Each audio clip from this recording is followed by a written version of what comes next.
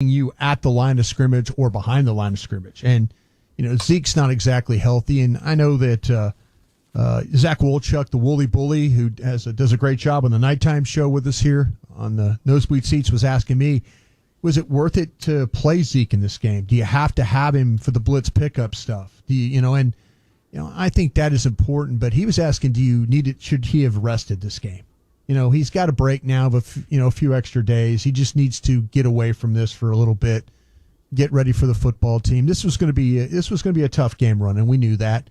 But yeah, I think that Zeke is one of those guys. And talking to the people over at the Star, you say, well, hey, doesn't Zeke need to rest? And they say, well, you go tell Zeke he needs to rest. He's not going to do it. And maybe it's going to be Mike McCarthy going up to him. And I've said this a bunch. Mike McCarthy has these players' best interest in mind, their health, and maybe it is going to be about him telling Ezekiel Elliott that, hey, you need to sit down. But now you're into where you're playing division games, and you got to find a way to keep winning these games. Well, and even without Chase Young, it's not. The football team still has a pretty good defensive front too. They do. So the same issue then is going to find itself in 2 of the next 3 games where you're going to have to worry about how Zeke and his ability to protect. Yeah, I think the bigger question is with Dak Prescott, and I really don't know. And the for him to be 26 of 40 today for 238, the interception he threw was hands to the face. Clearly, when you talk, but then again they got a crackback block called on them in a game that looked like, to me, it was a good blitz pickup. Oh, it was a fantastic block. It was really a great pickup. It was a huge break for the Cowboys. Yeah, but, that's Brad Rogers and the crew. We kind of talked about them. I think Dallas got some nice calls tonight, and, that helps along the way. But, yeah, I think with Dak Prescott, that throw that he made was really the one he should have made, and I was really questioning, Kellen Moore. They get the ball with like 5 minutes to go in the game. They get a first down run for 5, and then they throw the ball, basically 2 straight times and, have to punt. You're like going, just, find a way to bleed clock. Make them have to use all those timeouts, and, maybe you could, don't have to send the defense back out there on the field. I don't know. I don't know if that's a Dak Prescott checking out of the situations into pass plays, or if I don't know if that's just straight runs being called, or straight pass plays being called. It was an excruciating win. I don't know how any other way to describe it. It just felt the entire time like just end the game, like just have the clock run out, because you have 3 interceptions. You have 3 consecutive interceptions at the end of this game, and you only end up with 7 points because you have a pick 6. Yeah, 3 picks at the end of this game, and 7 points out of those 3 picks, and the game still wasn't over after that. No, and then you gave up that 70-yard pass at the end. That's excruciating. Yeah, that's tough. It was going to be one of those games. It really, really was. I really didn't expect anything different. I think the scores, everybody on the station, all our scores kind of indicated maybe a muddy, bad game kind of a situation. But everybody was picking the Cowboys to win, and. But you knew it was going to be kind of crazy this way, they got the win, and good for them. That's the bottom line. But yeah, there's some things they have to look at with this offense. Yeah, the Dak Prescott thing is troubling. Yeah. In the Denver game, we're like, well, let's just see. It's one game. He's coming off the injury, but he's had some good drives. He's had some good throws.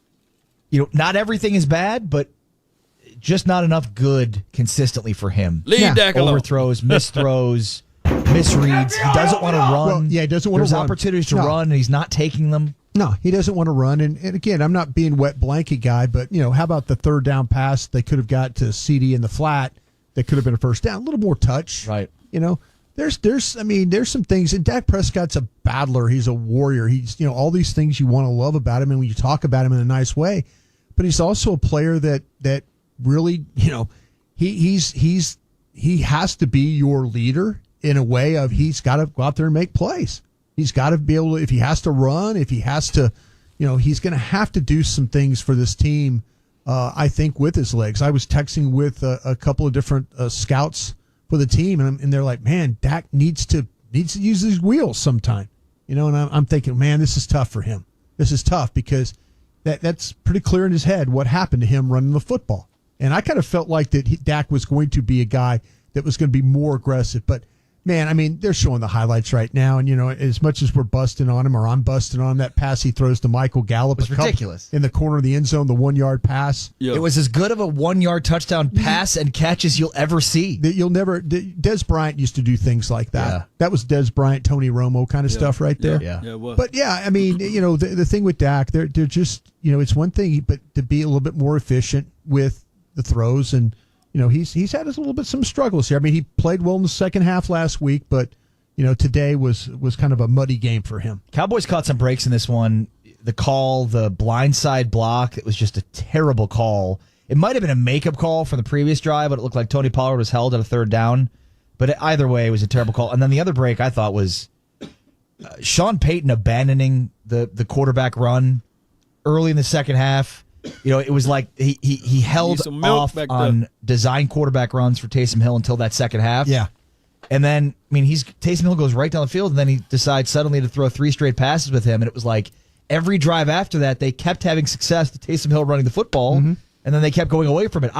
If me personally, I'm going to continue to do that until you show me that you can stop it, because the Cowboys had not shown the ability to stop that at any point in time in the second half. Cowboys have shown the ability to pressure a quarterback. Yeah. They haven't really shown the ability to completely stop the run. But if you look at the primary ball carrier, it was Taysom Hill for 11. I mean, he averaged almost, is not a little over 9 yards a carry. Mark Ingram was held in check. He was at 2.8. Ty Montgomery had 4 for 21. He was at 5.3. Yeah. And then Harris had the one little run for 3 yards off the jet sweep. So if you're talking about primary ball carriers, the running backs, and they kind of held him in check that way. But you knew Taysom Hill was potentially going to be. I was really worried about more of like read option stuff like that. He was giving that ball off early quite a bit, and I think that's a good sign that, well, for the Cowboys, that he was maybe banged up a little bit. Yeah, Mark Lane, the real Mark Lane on Twitter, tells me that the real Mark Lane. This is the first 100-yard rusher quarterback in the history against the Cowboys. I tell you what, I love Mark Lane, and I'm interested because I remember he said he checked with Bob Thomas. Bob Thomas is the Brad Sham's stat guy in the booth. Bob knows. Bob's seen a million of these games. I kind of thinking, was there a Michael Vick? Was there a Randall Cunningham? Was there a Bobby Douglas back in the day from the Chicago Bears? Was there a Greg Landry from the Detroit Lions? Fran Tarkenton. So Mark said Lamar Jackson ran for 94 on them. Okay. Oh, wow. There you go. 94. But Taysom Hill is the first quarterback ever to rush for 100 yards or more against the Cowboys. Shout out to Taysom Hill. Hard to believe, because you're right. I mean, hold it L, Cunningham, the year that Michael Vick ran for 150, 200 yards at everybody. I'm laughing at Michael Irvin. What's Michael Irvin doing? He's interviewing CeeDee Lamb, and CeeDee's got he's got CeeDee uncomfortable. He's got special thigh pads that have crosses on them and stuff like that, and so it's kind of Michael was kind of doing some crazy stuff there. CeeDee's like, please don't touch my thighs anymore. Yeah. All right, Cowboys knock off the New Orleans Saints 27-17. Again, an excruciating win, but they get the win nonetheless. No, it's a win. All right, don't call it excruciating. It's a win. The entire game was just hard to watch. It's a win. It was excruciating, Broadus. The excruciating games was like a game against Denver. Shout out to you, man. We had missed your score by 8 on either side of the ball. That was worse. We will hear from Dan Quinn coming up here, the head coach. Dan Quinn didn't get a win. Well, how could he? He's not the coach. I know. I was kind of thinking that Dan was going to kind of get an interim win there, but he doesn't get it. That goes to Mike McCarthy gets that win. I guess since he's never. Let's go to Dan Quinn at the. Let's go to Dan Quinn, baby. And this was one of those moments, and we got great people to get the job done. So we wanted to make sure Mike and all the guys who missed, let them know we got their back. And so honestly, it was the only thing I was nervous about. Like, I didn't want to let him down, Mike. To make sure we could. He's done a great job of leading us to how it's going to go down, the play style that we want to go, but. It was just a cool win, total team win. He talked about playing complimentary ball, and so getting the ball out a few times tonight, man, that was big. And so to have a 4 interception night, that was huge. So this is a tough place to play, and this is a tough team. And so to have that kind of resiliency tonight, I thought it was a cool thing. This quarterback, he was a handful for a guy who can run it and throw it, and he's tough as they get. And so it was definitely 11-man football when he was running. I don't know how many carries he had, but it was certainly an all-day fight. We knew it was going to be coming down here, but I love the mindset of the guys. And Mike and all the coaches were there kind of just with us every step of the way in the preparation and meetings and all that. So it was just cool to have a good team win. So with that, I'll be glad to open up to you guys and let it rip. Let it rip. besides the game itself, dealing with everything that happened this week?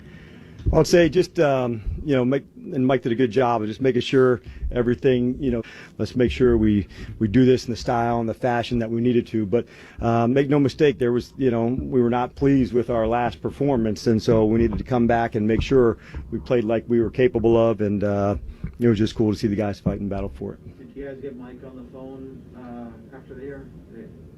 I haven't spoke to him yet, so he's supposed to be online, or if he's here. So, Mike, if you're listening, hello. But I don't. I have not spoke to him yet, so yeah, I'm looking forward to visiting with him. Your first time on the sideline this season, just the energy and presence of being there. What was that like for you? Well, it was fun, because it was that kind of emotional game. There was big plays. Certainly, our offense had a few, and it was exciting to see that. And defensively, obviously, getting the takeaways was good. So, I'm hopeful that I'll be. You guys won't see me again. I'll be back up on the top here, hopefully by the next game. And Mike will make all the progress that we need to have him back on the field. And, all right, and a lot of the other guys too. We missed a somebody else number of take. guys today from on the Somebody staff tell side you to and lean a couple of forward. players as well. So hopefully, this is hitting us with some time to see if we can get back and get back to our normalcy. Mike said sometimes you got to learn to win ugly. Is this one of those games where you win ugly? Well, I think at the end it's just a matter of the resiliency. Not every game is the same, and tonight we knew going in this was going to be a fight and this was going to be a battle, and it certainly was. So we were coming in ready to make sure we were ready to get it on and with physicality and aggression, and we said if it took all night or longer into overtime, we'd be ready to go however long it took, and we got some excellent leaders. You guys could hear the way Dak talks before the game to the team. It's one of the most impressive things that I've been a part of. So the leadership, the commitment, these guys battling for one another, you can tell they've got a unique brotherhood that ties them together, and they're allowed to fight together. And so it's really cool to see. What did Dak say? Some of it we can repeat, some of it we can't. But it was just a matter, Repeat echoing it. Mike's Come message, on. about Por favor. complementary football. He included other guys into it, and how we need to go attack and how we'll play. And so it's pretty cool when you see, guys living in unity together, and I think that's what this team stands for. And all sides, all phases. I mean, these punters were hitting bombs tonight. The field position, the effort, by the guys on the outside, certainly with Goodwin and Joseph, and both punters were really ripping the ball. And so the field position was a real factor. There was a stretch in the first half on a touchdown drive where Amari converts the third down with the long one. CD is the big gain on the quick hitter, and then Gallup makes that touchdown in the back corner. You guys haven't had your three guys too often this season. What stood out from that period? Yeah, I thought what a cool way for Amari to reconnect and get back in. So I'm sure moving forward, his reps and playtime will go. But just having those guys in, I can tell you firsthand at practice when all three of them are ripping, it is a handful. And so others got to feel that, but it was just good to get guys back. And we've got some more guys coming. We've had Shout some out guys to you, out, Mac. not just on COVID, but injury related as well. And hopefully we'll get some more guys back Appreciate you. next time we go get to play. Was the first to know that you had that in the first half, but second half the offense really didn't, outside the run from Pollard, you didn't really get to finish the game offensively? Well, I think I know where you're heading with that. And I think coming in, we knew we had to have some patience too to go. But anytime on third down, we want to see those numbers increase, and I'm certainly that we will. But there was a lot of big parts of us limiting the penalties for us tonight. That was huge, especially after the last game where it was in triple digits for penalties. Were you watching the offense compared to what you normally would be doing in a game like? Was it hard to not be just focused on defense when the Cowboys had the Yeah, I just kind of would kick off to the defense. Hey, I'm going over the offense, and so if you need me, kick me back, and I'd find my ways to get back in. But fortunately, I've done some of that before. But it was good being in the moment. But I'm glad to give the keys back to Mike. So hopefully that'll be soon. Mike got 10 sacks and Diggs has 9 interceptions. How much of those guys driven what you've done on defense to this point and maybe exceeded the expectations you had? Well, I think we still are, going in this direction, and that's what I hope. But every time you get a new group together, you just try to feature and find out what unique stuff that players have. And I think those are really two unique players that we feature them in ways that they can make those kind of plays. And it's not every game that happens, Ed, but it's important to know that they've got unique stuff, and you better think twice at times of going over to number 7's way. But having an interception in the red zone, a touchdown by a big guy. I mean, those are things that just don't happen that often. They were fun as hell to see. But unique stuff and ways we can feature them. And I'm hopeful when we get a few more guys back into this mix that there'll be some packages and some unique ways to use all of them. On that note of featuring guys uniquely, when Micah's trailing that guy down the field and then Jaron ultimately gets the interception, what was Micah's assignment there, and how did each of those guys show it? Jametta, appreciate you. Can you repeat the first part? I just want to make sure I got the play Thank right. you for the donation. Featuring guys in unique Yep. ways. I mean, Micah's looking like a defensive back in that. Yeah, there might have been some ones where he was assigned the quarterback. And so there were some times where the line would rush and then he was a quarterback player. And so those were some of the ones that you may have saw. I bet that was probably 8 or 9 times in the game just because of his rare running ability. And let's face it, the guy'd be a hell of a running back too. I mean, he's very unique in the way that he plays. And there's not a lot of quarterbacks that are like that. Through the league, there's a lot that run zone read and option, but like the physicality and the running, I was certainly impressed by him. It's Dan Quinn, who served as the Cowboys head coach for their win 27-17 over the Saints. First time for the Cowboys to win at the Superdome since 2009 with Brian Broaddus, Amari Temkin. Dan Quinn, brought to you by Pepsi, proud partner of the Dallas Cowboys. Let's pause 10 seconds for station identification. You're listening to the Dallas Cowboys. Yeah, Cowboy Nation. Shout out to Dan Quinn for that press conference there. Sound pretty good. Y'all see me displaying the hats over there. What a hat trick, right? And we did a good job on the defensive side of the coin. There are some things that we got to improve on, work on, and I'm trying my darnest, to be so positive. So we're going to try to do that all day. You're listening to the Dallas Cowboys Radio Network. So they going off to commercial break. So let's jump into the stat line for your mind. All right, so let me know if you guys can see that. Dak Prescott, 26 for 40. 238 yards, average yards per throw, abysmal of 6 yards. That is a lot of underneath passes, 1 touchdown, 1 tub. I said 1 touchdown, 1 tub. 1 touchdown, 1 INT. So with that being said, 7 carries for Tony Pollard for 71 yards. Shout out to Tony Pollard. 13 carries for 43 yards for Ezekiel Elliott. Now, this is what we get. 7 carries, and the dude was averaging 10.1 yards per rock. You know what I'm saying?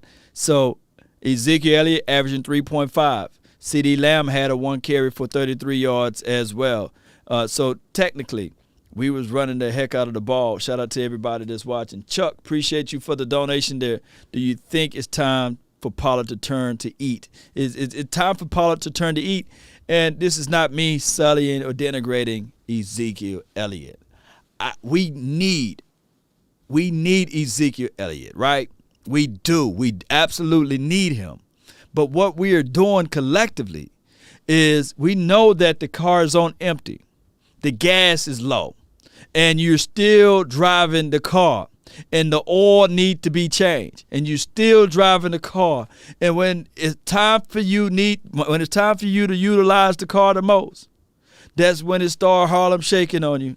And now all of a sudden, when you need it the most, that's when fumbles happen. That's when you're not able to convert. You can't pull it up the hill. And those are the times that when you do this, preventive maintenance is necessary. It's very necessary. And we can see it in those who know that people that drive cars, and I'm just using this as an analogy, that if you take care of the car will take care of you. Because when it's time for you to try to push it to that next gear and you have not been taking care of it, that's when things start breaking down, when it's raining, when it's cold outside. And now you're asking everybody for a ride. That's just what's going on. That's what I can see. Now, shame on the coaching staff of who's going to tell Ezekiel Elliott that he needs to rest. Well, damn it, if they can't open up their mouths, then I'll tell them, Zeke, you need to rest. From Law Nation, rest. We need you down the stretch. It's not time to play hero stuff now. Get your rest, boy. I'm the head coach. Where your cojones at? We love Ezekiel Elliott. We do. But don't run the man down to the ground. Somebody need to tweet. Tweet, Zeke, get your rest in, bro. It would be better if we can utilize you in this Washington game. What's going on? What happened to manhood? What happened to a man that say, hey, I'm the coach, not the players? What happened to that? But I'm scared he gets so much money, he's going to go to Jerry Wayne Jones. What happened? What happened to your cojones?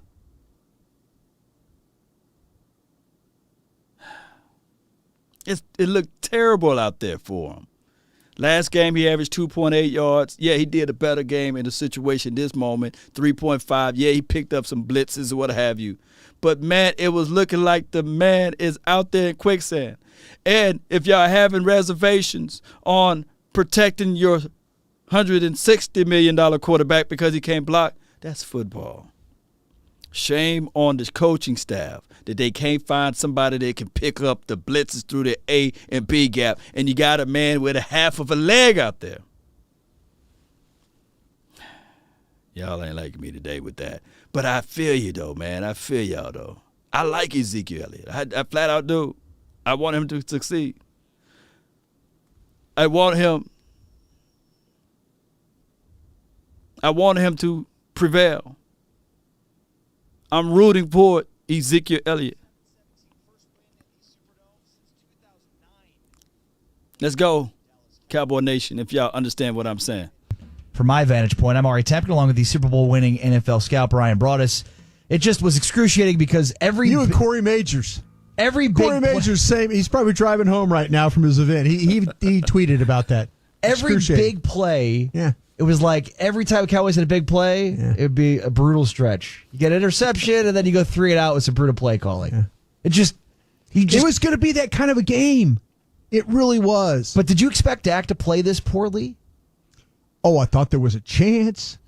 Yeah, that's the thing where it's like that was not. We talked about this. It's not a terrible defense, right? If you don't run the ball well enough, you don't block the fronts. You know, the interception he threw, he got hit in the head, which they didn't call, but that's okay because you got a crackback block that was called. So Brad Rogers actually, you're okay today with Brad Rogers.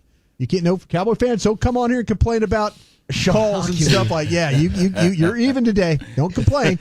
We'll call it like that every Steve game. Smith and Michael are going at it about something. I wish I could listen to this. And there's something going on here. Michael is defending the Cowboys, I guess, telling Steve Smith that they're the best team in the NFL. And Steve Smith wants none of that. Well, he's wrong. Poor Joe Thomas is like sitting there he looks like a principal in a school. He's just trying to jump in or something. He can't. Yeah, these two guys going at it. But anyway, yeah. Possibility of Dak playing bad? Sure. Absolutely. That's 40 passes against this defense. Aficionados, baby. Yeah.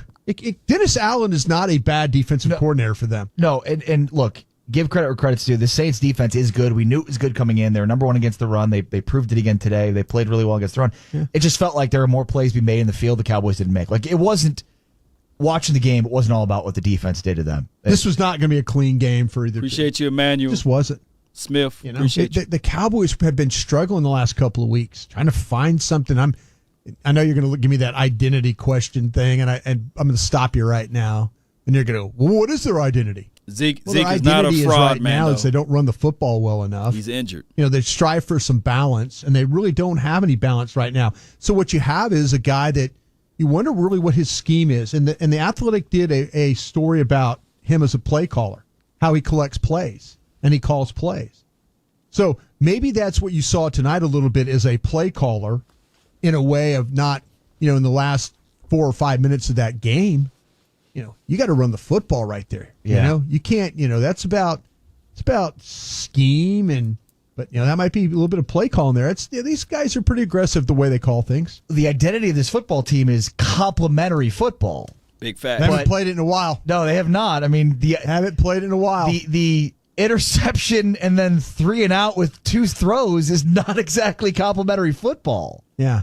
And so as elite, 7 weeks into the season, we're talking about Kellen Moore for every head coaching job out there. And Dak Prescott for MVP, and in the subsequent weeks, now 5 games since, Kellen's been lost, Dak's been lost. I mean, that everything went right for the Cowboys offense the first 7 weeks of the season, and it's not working. It's not taking right now. I think you're playing some better defenses though along the way. Yeah, I really do. I think you need to look at. Well, you're not running the football. Well, and maybe it's not. because the defenses you're playing, or maybe it's because Zeke's banged up, or maybe it's because your offensive line isn't great. I'll say this though. Troy Aikman even brought it up, and I appreciate him doing that. He brought up in the pregame, like Joe Buck. He's like, "Listen, nobody's talked about the 2 line coaches not being here tonight. That could be something that Brad brought up. Well, hey, you got Zach Martin. He's going to kind of help call, and Tyron Smith and all that. And man, I mean, this New Orleans front, even being without a couple pass rushers or a pass rusher, can make you look bad. And they did. You didn't block the linebacker all that well, but like I said, the one run you had to have, what was the numbers they got when they ran the ball on the outside? They got it unofficially three carries for 73 yards. There we go. Maybe. I mean, I was watching the tape. I couldn't figure out why you're not Dallas running wasn't the even football. trying to run the ball on the I'm outside. seeing 71. Seriously, I mean, I think. And you said that right at the start. You can't just continue to try to run the ball between the tackles. Nope. Right. They were not able to win at the line of scrimmage. Nope, can't win. Right.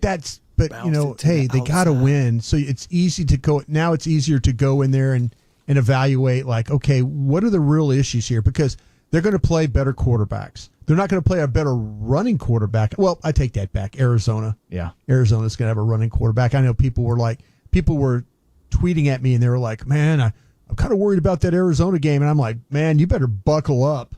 You're in a game right now. Right. You should be worried about every game moving forward. You should be worried about this game. Yeah. This game, the next week's game, the game after that. Yeah. But these games are hard to win. That place is hard to win. Yeah. That coach that game was just about how that coach wanted it to go. Taysom Hill had only thrown 1 interception. I mean, he'd played pretty well every time he'd been given the opportunity, but he was clearly compromised, and the Cowboys did a good job, I thought, of taking advantage at times of taking advantage of the lack of the offensive tackles. All right, let's go back out to New Orleans, and we're joined now by Brad Sham, voice of the Dallas Cowboys. Brad, you making your way down Bourbon Street now? No Bourbon Street. No Bourbon Street, but maybe 1 or 2 over. What are your thoughts here on this Cowboys 27-17 win, their first win in the Superdome since 2009? The first thing that you have to do is win the game. Right. Yep. You'd like to win them all pretty. You don't ever win them all pretty. You want to see a little more dominance from your offense, but let's not forget that is a good defense. They're missing probably 3 of their best pass rushers, but they weren't missing the 2 linebackers. They weren't missing they had a couple of first-round draft choice cornerbacks who are good players. That safety's a good player. And so, what Brian just said about you're going to face some good defenses, that's right. Now, I am anxious, not anxious, I'm interested to watch the tape and see what the problem was on the inside running game. I had the feeling that the line was a little leaky from time to time. It's hard for me to watch that, but I thought I saw McGovern, maybe once or twice Biotish, who has really improved how he's been playing. I thought I saw them struggle some, but those are some really good players up there. So what you have to do is find a way to win. They missed a touchdown on the second possession of the game on 4th and 1. You talk about Kellen doesn't know what to do. And sometimes it feels like that compared to the beginning. But that was a great call that the players didn't execute, because that was going to be a touchdown. And that when you get a touchdown early in a situation like that, the whole tenor of everything changes. They got some calls that went their way today. Yes. Like they didn't go their way against the Raiders. Right. And so that just kind of shows us that no matter how frustrating it is, it does tend to even itself out. And, I thought one of the defining moments of the game was Kearse's interception, because the Saints are driving in. They are. Yeah. And Kearse makes that tremendous 2 feet interception. Drag. And then Prescott finds a way to go from his 5-yard line and use the rest of the time in the half and go down and kick a field goal. So huge. They did enough good things. And I do think this, Brian, you can tell me if you agree with this or not. I engaged Babe in this conversation during the game. I believe I've seen times when teams got better by winning ugly against the inferior teams, just by winning and making the plays you had to make to get the game won. You know, now you're going to get a couple of extra days off. Hopefully you got the COVID out. You know, maybe get people back, and now you've got a game that you have to win against Washington, but imagine how much better you're going to feel having won this one. Brad, as you watch the game, and again, you call it, you see it, you don't, you know, you're going from play to play, but the thing that, in this game that you would looked at and you said, okay, they absolutely have to fix this. Is it the running game, or is it the chunk plays that they tend to give up at times on defense? That makes, I would pick, if I had to pick one or the other, I'd pick that one, because that makes the inability to run the ball even more pronounced. I mean, you just can't keep giving up big plays like that. I mean, you know, Terry McLaurin will go run one or two in against you next week. Let's go to Dak Prescott now live at the podium. Dak? Cajun Warrior, baby. Display of what this offense can be when those three are going.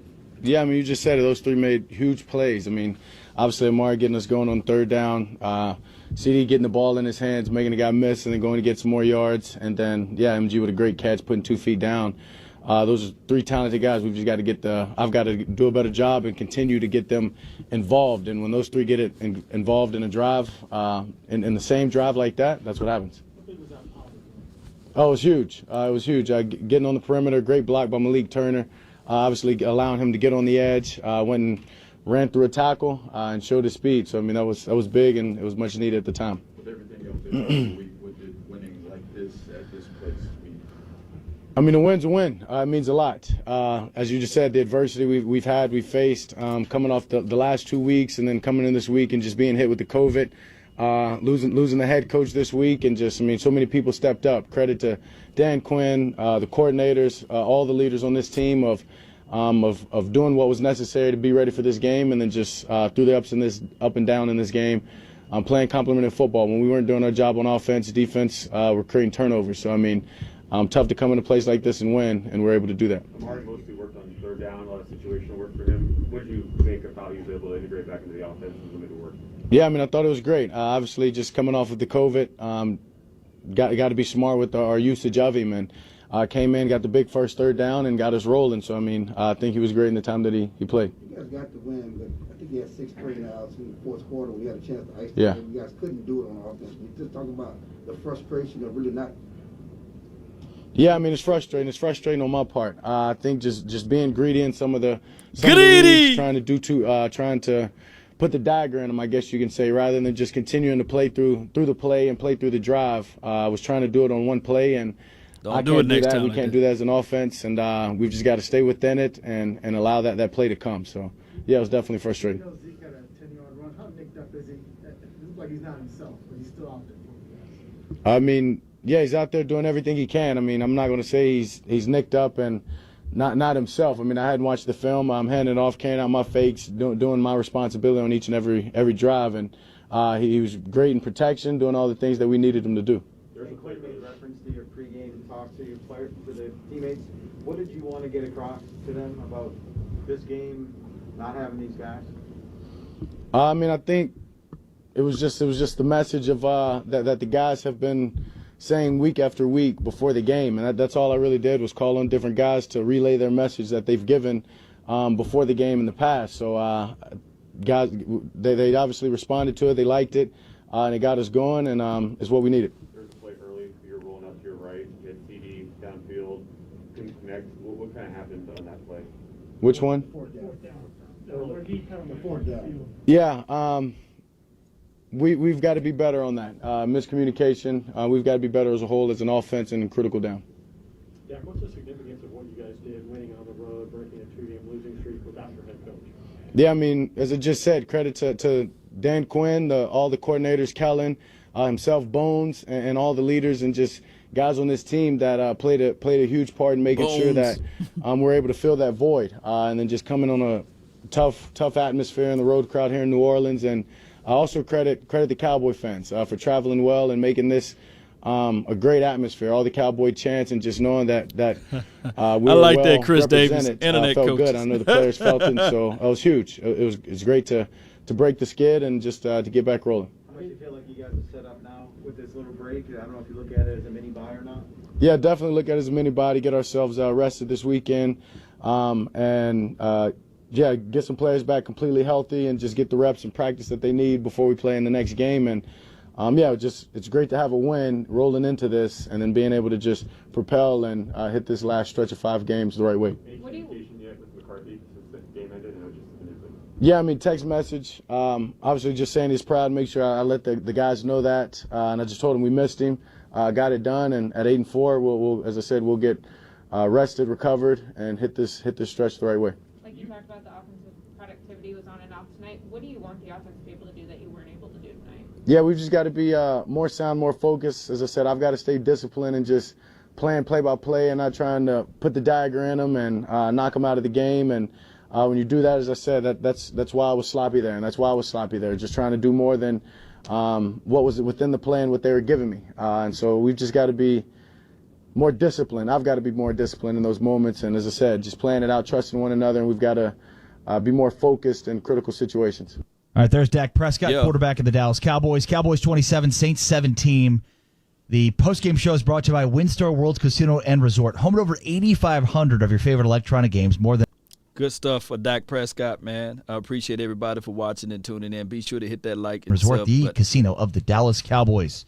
Cowboys beat the Saints 27-17 with Brian Broaddus. I'm Amari Tepke. Dallas Cowboys football will continue in a moment.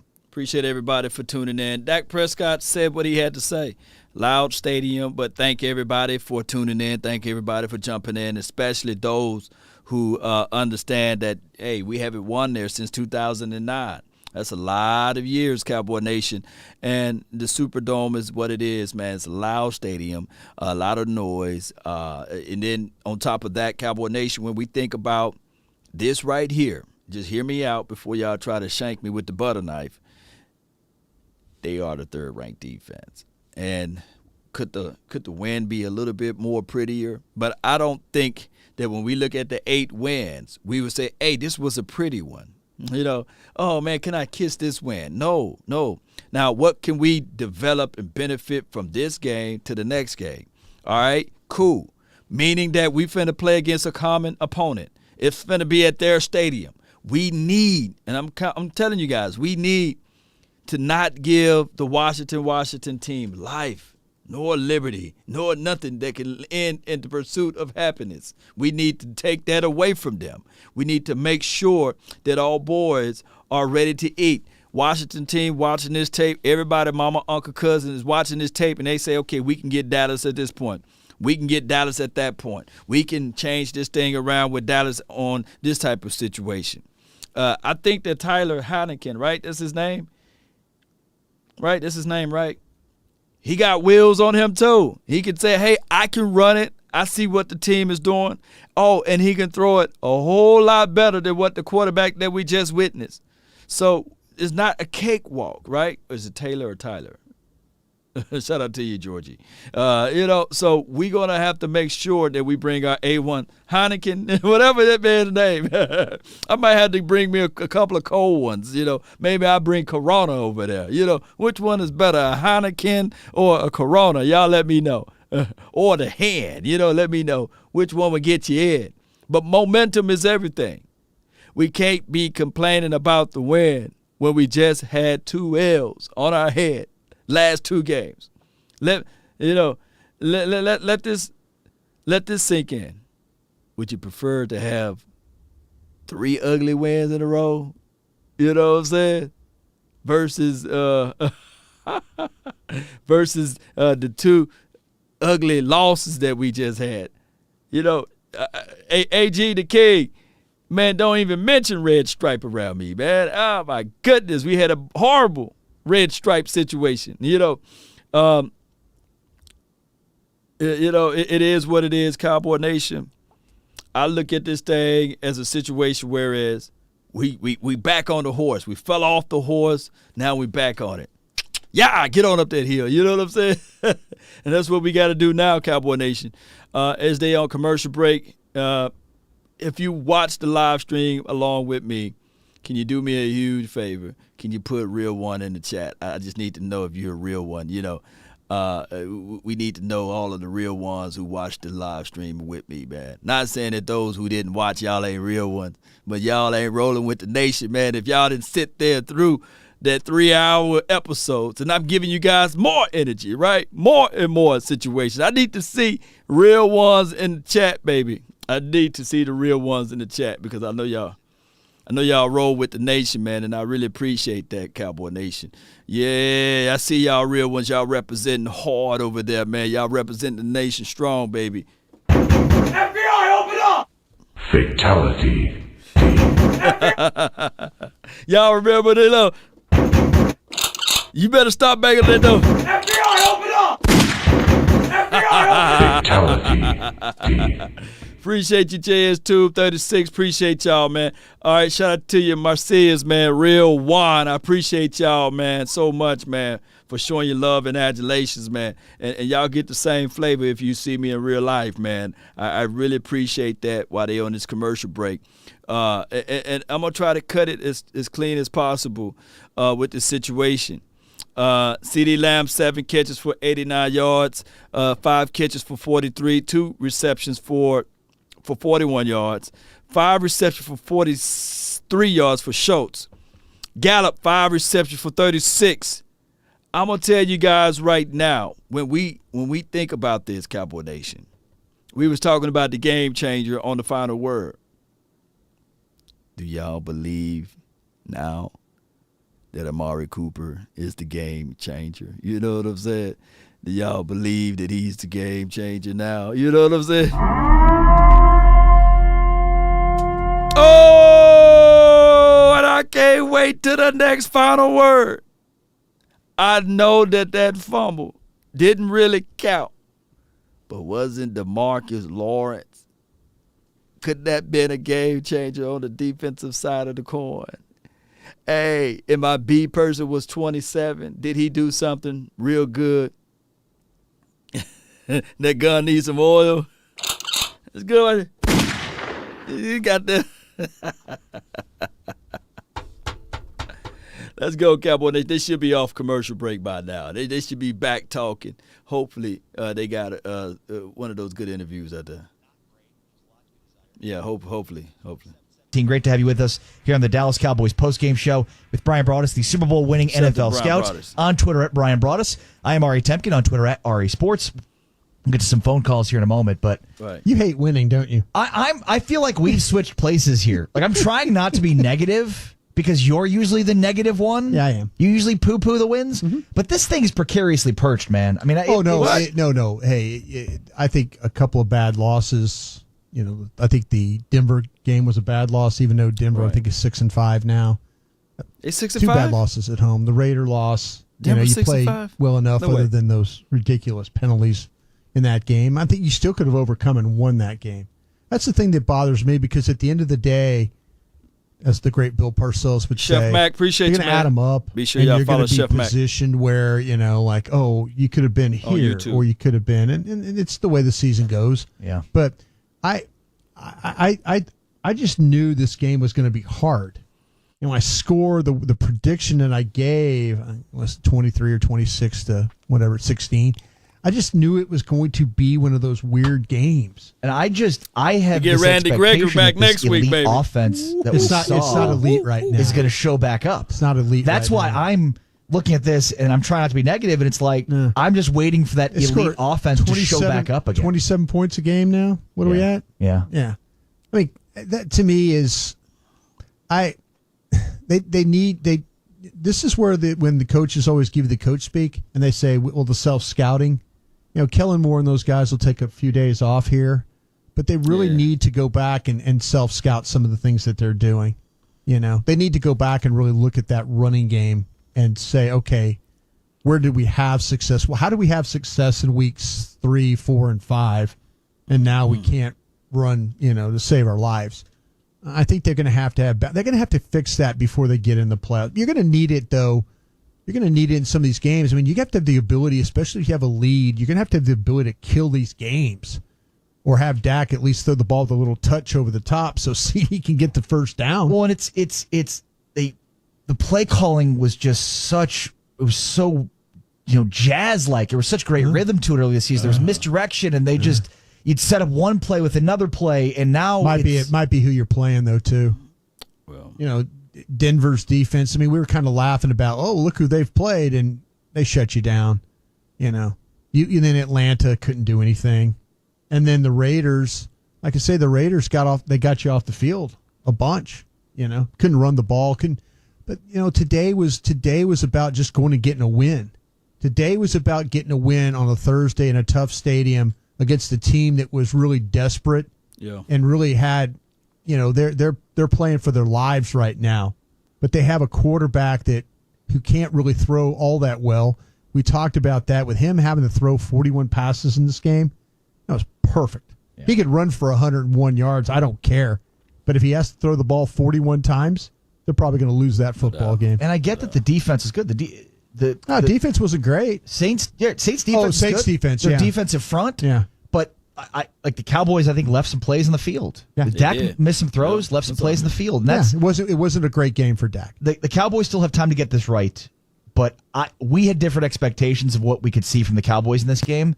Your expectations were met. Mine were not. And but you called it 30-something, 34 to 17. Yeah. You were thinking that Dallas was going to be able to get back to the balance and run the ball and make some plays down the field. At the end of the day, I'm waiting for the Dak Prescott and Kellen Moore of the first 7 weeks to show back up. I always have to recognize that wins unveil flaws too. And so the Cowboys, this is precariously perched now. This is why I say it was an excruciating win, because it was just hard to get through, and you felt like the Saints are a few plays away from stealing this game. Like, the defense is very vulnerable. If the defense doesn't come up with 4 interceptions this game, they did all 4 of them. The offense with Dak missing throws and Kellen. Oh, the third quarter was awful today for the Cowboys offensively. You come out after a really nice drive to get on that 2-minute warning to get the 3 points, and you're kind of like, man, all right, this is cool. They're going to get the ball to start the half.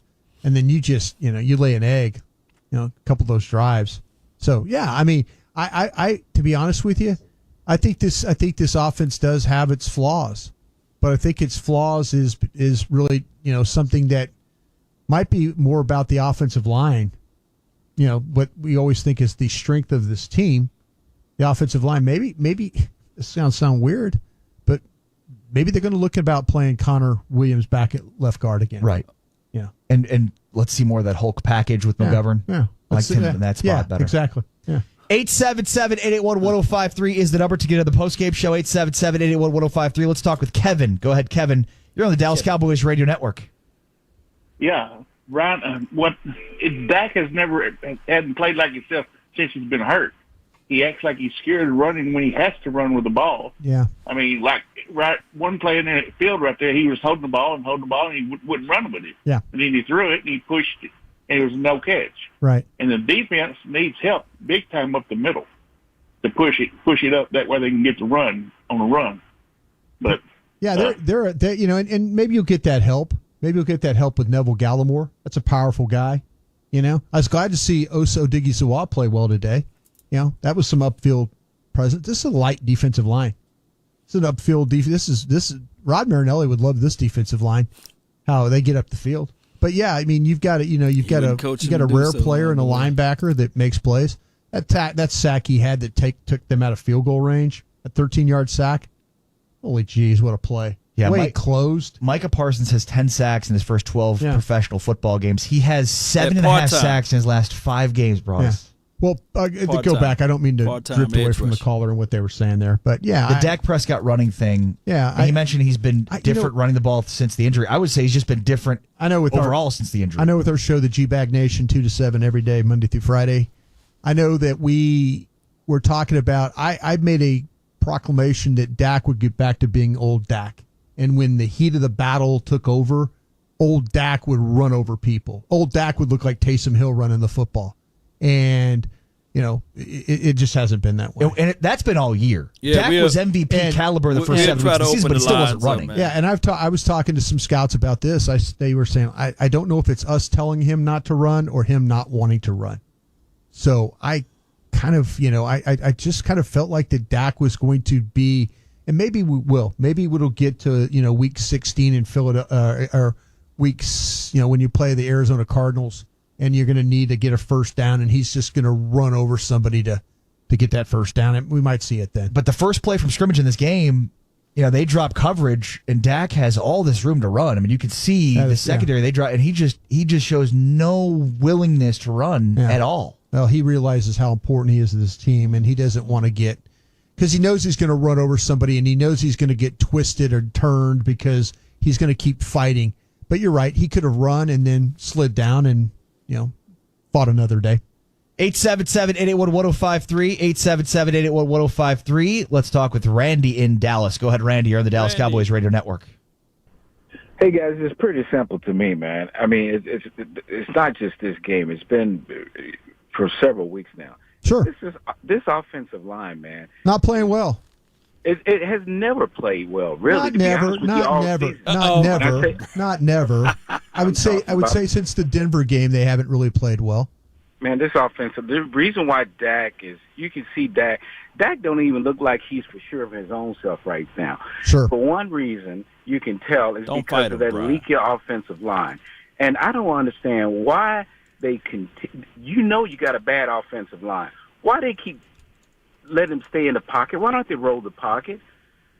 Kellen Moore really shows his inexperience a lot of times, even tonight.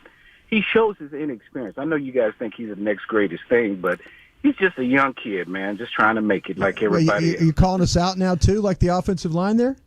Oh, yeah, I'm calling. I call it like I'll call you out because I don't think you're right about the offensive line. You said it's been a year-long thing, and I don't think you're right about that.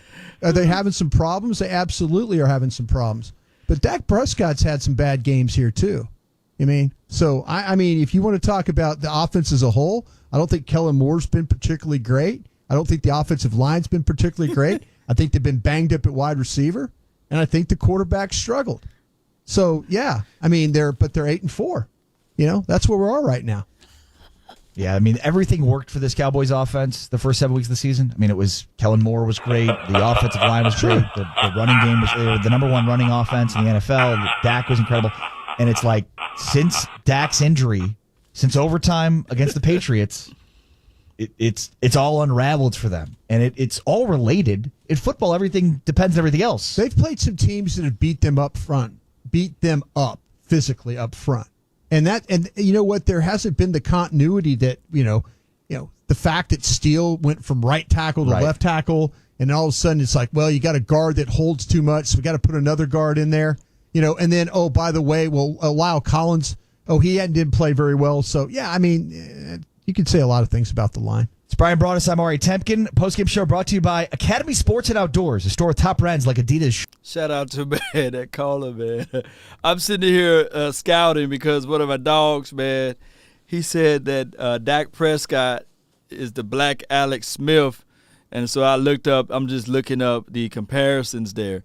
And Dak Prescott blows Alex Smith completely out of the water because Dak Prescott QBR rating is like 98.3 and Alex Smith is 86.9 through his career. I'm just using the full career, by the way. Dak overall completion percentage is 66.5. Alex Smith throughout his entire career is 62.6. Rushing touchdowns in the complete career.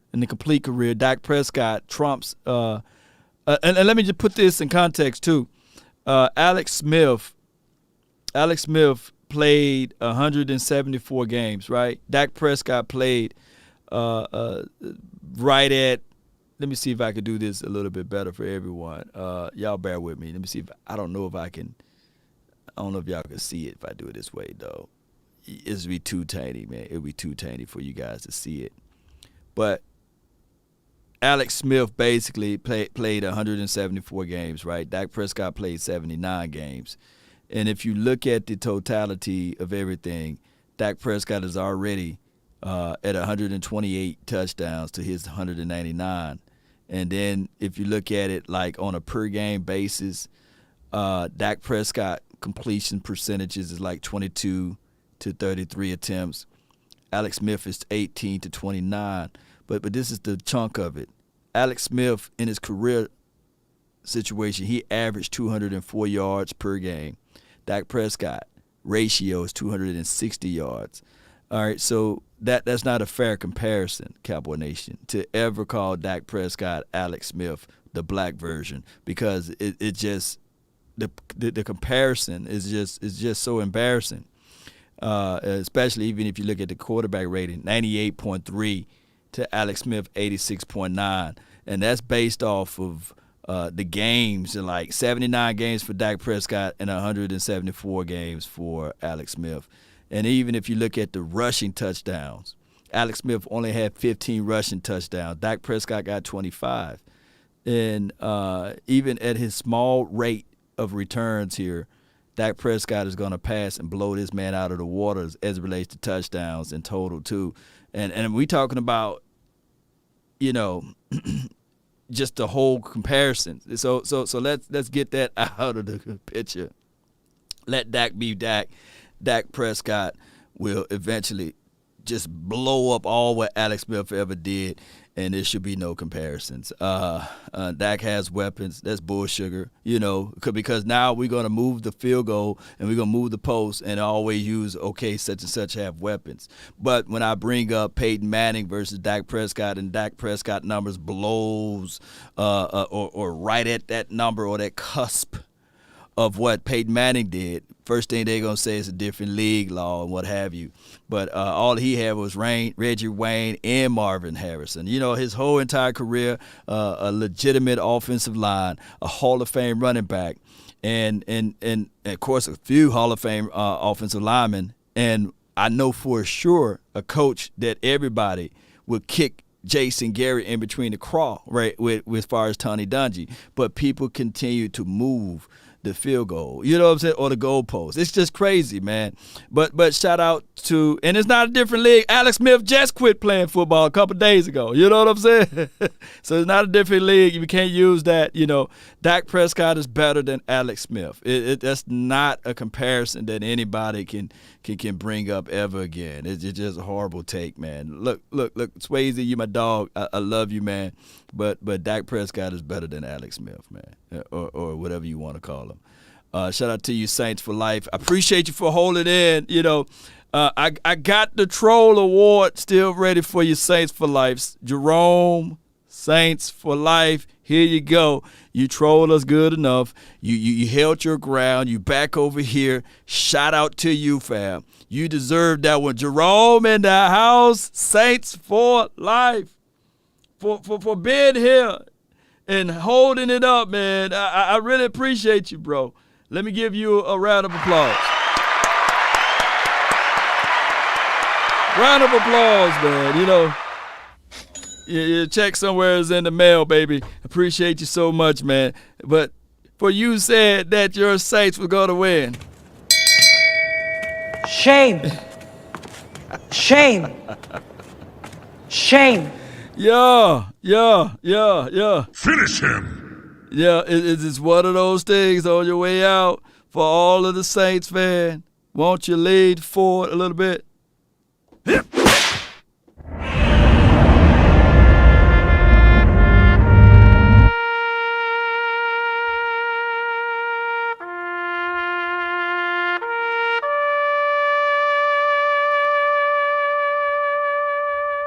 Shouldn't been talking stuff. You know what I'm saying? Farewell to you, man. We hope all is well. I hope y'all win the rest of your games, by the way. And that's just how it goes. Salute to Jerome, Saints for Life. We appreciate you so much, man. It feel good, man, for getting this win. That's what we gonna do. I told y'all we're gonna rub it in, and if we are lost, I would still rub it in just a little bit. But hey, it is what it is, man. Hey, may you guys do a better job next time we play y'all, right? That's just how that goes from here. Don't let the door hit you where the good Lord split you. You know how that goes too, right? All right, let me pull up the audio again for everybody, man. Far as 105.3 The Fan, and then we'll open up the phone lines a little later on. We ain't got nothing else to do, right, Cowboy Nation? Y'all good? Y'all okay? Y'all all right? Y'all ain't mad at me, are you? You know. On the postgame show, 877-881-1053 as the Cowboys knock off the Saints 27-17. We heard Brad and Babe call this winning ugly. I called it winning excruciatingly. You called it beautiful. Beautiful. It's a beautiful win, man. Beautiful win. I'm expecting more from this offense. Maybe we'll see more from this offense, but yeah, what we saw the first 7 weeks of the season was a Super Bowl caliber offense. It might be what you are. You might be. But what is at this point now? We've seen 7 weeks of great offense and 7 weeks of not so great. You got to figure it out. You got to go back. That self-scouting stuff, I think, is really going to be important here. Go back and look at how did we have success? Was it the personnel groups we were playing? Was it the opponents we were playing? You know, were we in different formations that allowed us to run the ball a little bit better to be able to? I think a lot of it too is what's going on with Zeke. I think that, you know, there's people right now on Twitter, and I admire everybody out there. I love the guys and gals that I follow, but they're kind of talking about, well, maybe you could have bought Zeke a game here. Maybe you could have this would have been the game that you could have bought him one, and just where are you on that? I know how important he is. I know how important he is to the blitz pickup stuff. Right. I just don't trust Tony Pollard to blitz. Can you find a running back off the street to help you for a couple of weeks pick up the blitz? Man, let's not go there. No. That's not. But a 50% Zeke or whatever he's Adrian at. Peterson, he's on the street. He's you know what? Then they've got to figure something out. But getting somebody off the street, I don't think is the answer there, because you know that's to be a really good blitz pickup guy. You got to understand, right? You know, you got to work with guys. You got to work with the tackles. You can't be out of position. All of a sudden, you're a guy that's brand new to this thing, and you get in the way of a tackle, and then you give up a sack because you got in the way of the tackle. That's even worse. They've got to figure out something, because the more he plays, the more I'm just telling you, he's going to get beaten down. And no, he's already beat down. He's already beat down. You know, but they've also got to figure out something better for him than running the ball like it's 1963. Like he's Larry Zonka. Yeah, exactly. Jim Kick, Larry Zonka, just run the ball straight ahead and hope for the best. 877-881-1053. The postgame show is brought to you by Geico. Great news. There's a quick way you could save money. Switch to Geico. Go to geico.com, and in 15 minutes, you could save 15% or more on car insurance. Let's talk with Chase in Richardson. Go ahead, Chase. You're on the Dallas Cowboys Radio Network. Shout out to Richardson, Texas. Hey, I got a question for Brian. Yeah. How good is this guy Parsons? I mean, he looks like a seasoned veteran out there, and I don't even know if he's reached his full potential. No. Can you talk about what you see from a scout perspective, and maybe who he's comparable to? And then also, in answer to your question about the backwards cap, Bill Walsh did it in 88, so he really was a game changer. Bill Walsh in 88. Can you give me the game? It was against the Giants. Against the Giants, was it a playoff game? You just had this on the ready? Yeah.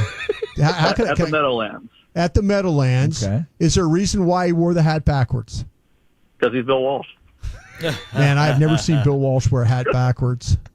Yeah, the West Coast offense and the backwards hat. I've seen him wear. He used to wear some great hats, though. The 49ers had some great sideline jackets and hats. Yeah, they did. Yeah. Okay. Micah Parsons. If you, my partners, Jeff Kavanaugh, Dane Brugler, Kevin Turner, guys, everybody that works on this drafts. On the draft show. Yeah, you're evaluating Penn State film from 2 years ago. Right. But you're seeing a guy that's a blitzer. You're seeing a guy that's an off-the-ball linebacker. You're seeing a guy that's got incredible power and strength and straight-ahead burst, and ability to close and to finish. But you didn't see the ability. We only learned of his pass rush ability when he told us when he was drafted that he played some defensive end in high school. and then they moved him. And the coaches, I bet you what Micah Parsons has always been all his life is a guy that coaches have used, like, we can't just put him in one spot. We just can't make him a linebacker. I got to give Dan Quinn and these guys a lot of credit, George Edwards a lot of credit, for them to have the vision to say, let's just make him a blitzer. Let's make him a edge player. Let's just do a lot of different things. I mean, that first interception that Dallas got, he's not normally great in coverage, but what did he do? He got back and step for step, knocked the ball up in the air, able to get the interception. He's had some plays where he hasn't been very good in coverage, but Quinn and these guys have figured that out. I personally thought, I know Jeff Kavanaugh would say he's LeVar Arrington, another Penn State guy that wore number 11. I went back to like Willie McGinnis, the old USC New England Patriot, big physical, fast, change of direction. Willie McGinnis was really like a defensive end, in a 3-4. Really want a linebacker, but when you're talking about big and get after you, right. That's the first thing that I kind of thought. But there's people who will say LeVar Arrington. I saw LeVar Arrington ruin Troy Aikman's career in a game at Texas Stadium when he ran him down and just basically ended Troy's career on the sidelines because of his ability to close and finish and how physical he was and how when he hits somebody they stop. More talented than LeVar, though. And I think these quarterbacks, when they watch him play and he's on top of them, they're amazed at how quick he gets there. So you could talk about the great ones, the LeVar Arringtons. I kind of thought Willie McGinnis was my guy. Yeah, and 10 sacks his first 12 games, so he's got a double-digit sack season to start his career. He has 7.5 sacks the last 5 games. And, I would say the ceiling now is, as he understands what offense they're trying to do to him more, he's going to be able to play, he's going to be able to be more of a rover, a guy that, moving forward in his career can kind of have a feel for where he needs to be at a specific play based on what he's seeing on personnel, what, formations, tendencies, those kinds of things he's seeing on film. Like the physical traits are there. The ceiling for him, to answer the question, is once the mental side of this thing goes. Yeah. He's played so well at all his spots on the defense that, and I know people reached out to me today about Leighton Vander Esch. And Leighton Vander Esch doesn't even look like the same player. And I'm not trying to bring Leighton Vander Esch into this discussion, which I just did. A lot of texts are coming in on that. Yeah, but Leighton Vander Esch doesn't look like the same player. He's just not a good space player anymore. And I think let me tell you this though, Ari. I think the fact of the injury that he suffered, he's probably not real interested in sticking his nose into a lot of that action. And how much now the Cox injury looms so large now because you could have replaced Leighton Vander Esch with Cox. Yeah. Can't be saying that. Snaps, and who knows? It's real, man. Don't be just already, saying that, man. Last Cox night could have been a huge component to what they're doing defensively, but that injury don't say those much wordplays larger now because of how poorly Leighton Vander Esch has been playing. Yeah. Brian brought us tip. Cowboys win 27-17. We will hear from the aforementioned Micah Parsons on the way. Dallas Cowboys football will continue. Now I got my channel demonetized, man. He gonna say, say those words next to each other. Could have been huge. COX could have been huge. Come on, dude. Come on, man. All right, man. I like my dog LVE, man.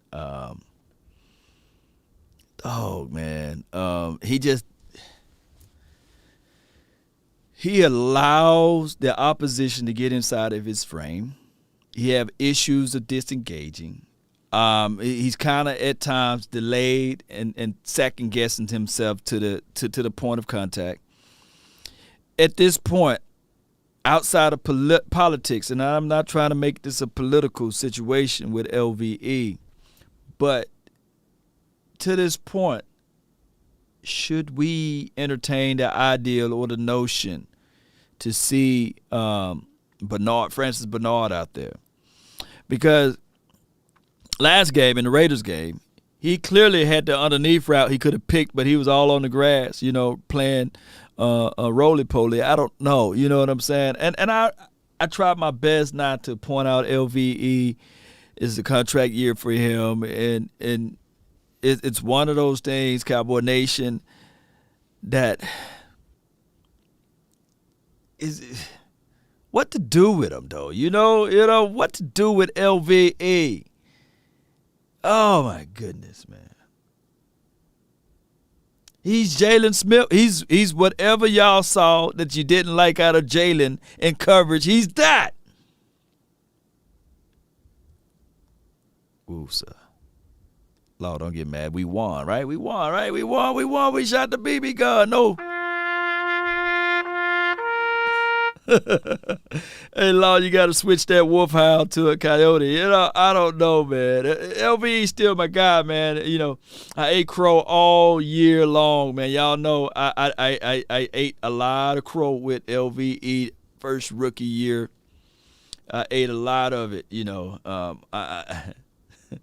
And then Leonard showed up, Darius Leonard for the Colts, and he making everybody a true believer that we could have passed up on him. And you know, we can't put the toothpaste back in the tube, Cowboy Nation. And let's see what we can do down the line, man, with LVE. Do he come back for a cup of coffee next year? Do he come back for a cup of coffee? Or do you let him test the market? And you say, okay, LVE, do whatever you can do, you know, on the market. But we good with what we got right now. And we want to see Jabril Cox out there filling in that role, because I'm very disappointed in LVE, and I'm equally disappointed in number 42. Equally. We got to be mad. And that experiment of putting him at a linebacker is a hell of a growing pain. Like, do you guys how comfortable are you guys with number 42 as well? I thought that he would be this guy that will make you pay when you try to throw the ball his way. Y'all comfortable with 42? Neil better than LVE so far? He gone next year? Or do you figure out a way to keep Neil and LVE? How do you guys feel about the safety play in general? Not inside the box, because they was exposing my guy J-Ron Curse a little bit in coverage. But how do you guys feel about, I'm not finna call him Kiki. No. No.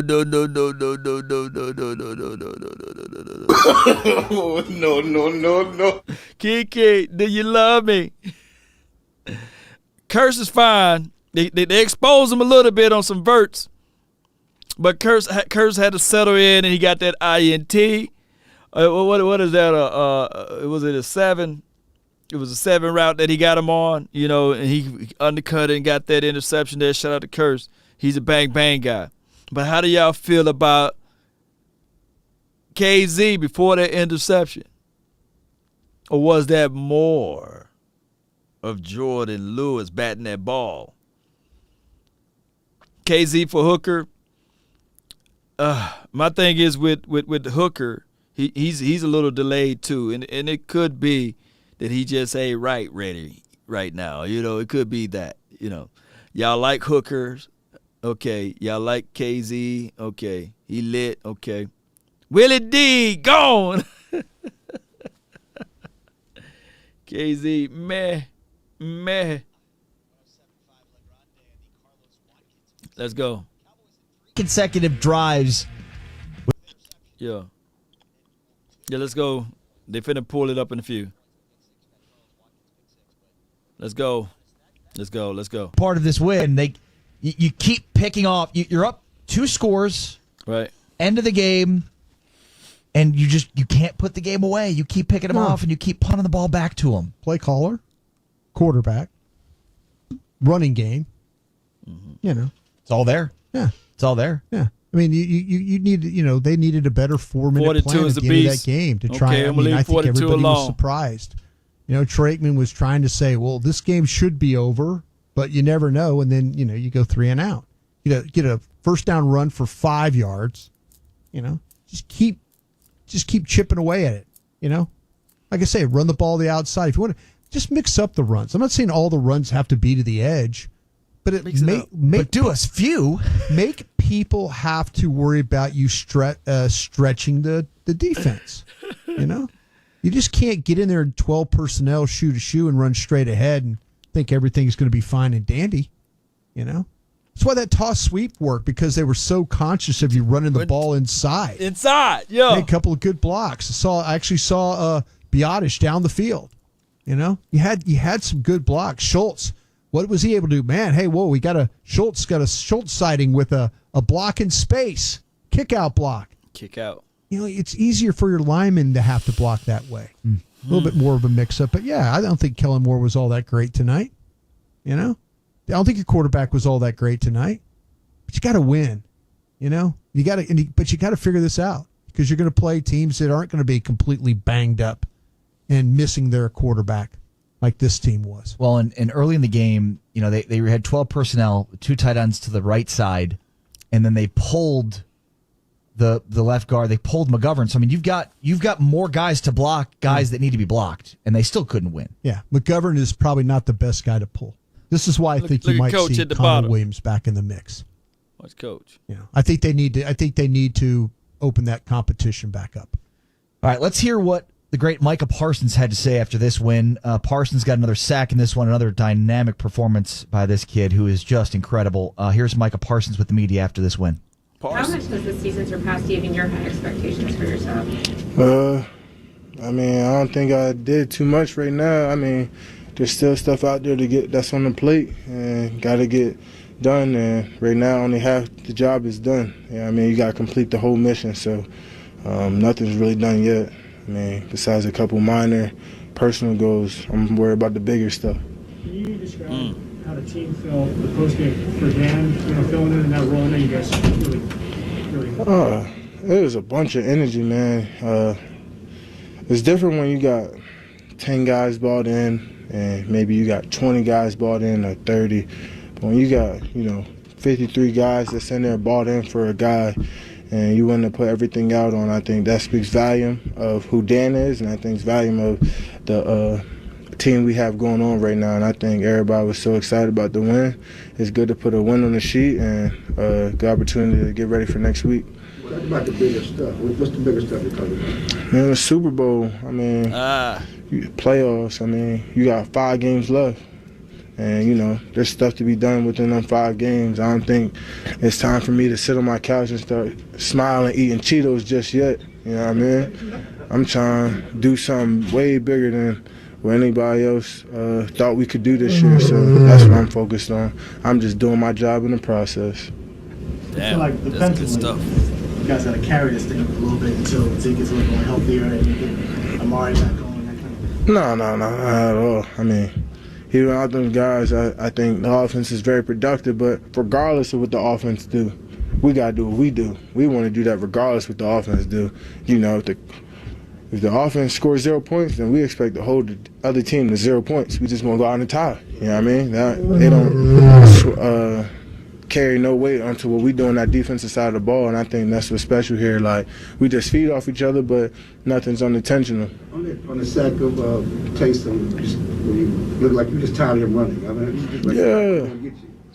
Man, I was hawking them all night, chasing at them. You know what I mean? Definitely a little more faster than a lot more quarterbacks around the NFL, but, it's finally good to get quarterback down, Told you we're going after every quarterback. Did you understand the importance? They were driving. Game was close. 3rd and 7. Y'all need to stop. Did you say I got to make a play? Or yeah, of course. Anytime you backed up and you got a chance to go out the field, somebody got to make the play. And you always got to think, why not me? You know what I mean? And I think you look at today, everybody made a play. Trey made a play doing what he do. Carlos made a play. Everybody made a play that led to a victory today, and I think that's what's important. Whoever called in that room, get them out of there.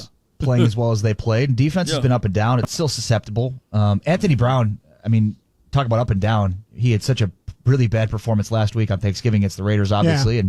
And he made a lot of plays in this game in terms of knocking the ball away. Yeah, they had some trouble with some of the rub routes that the Saints were going to run. When you play a lot of man coverage, that's people ask me quite a bit like, well, hey, how do you get CD open? How do you get Amari open? How do you, if teams are going to play man coverage, you get in bunch formations and you scatter. Traffic. You traffic. You make traffic. Yeah. And what's unfortunate for Anthony Brown is he's a veteran guy, man. That's one of the things I kind of like and appreciate about Jordan Lewis.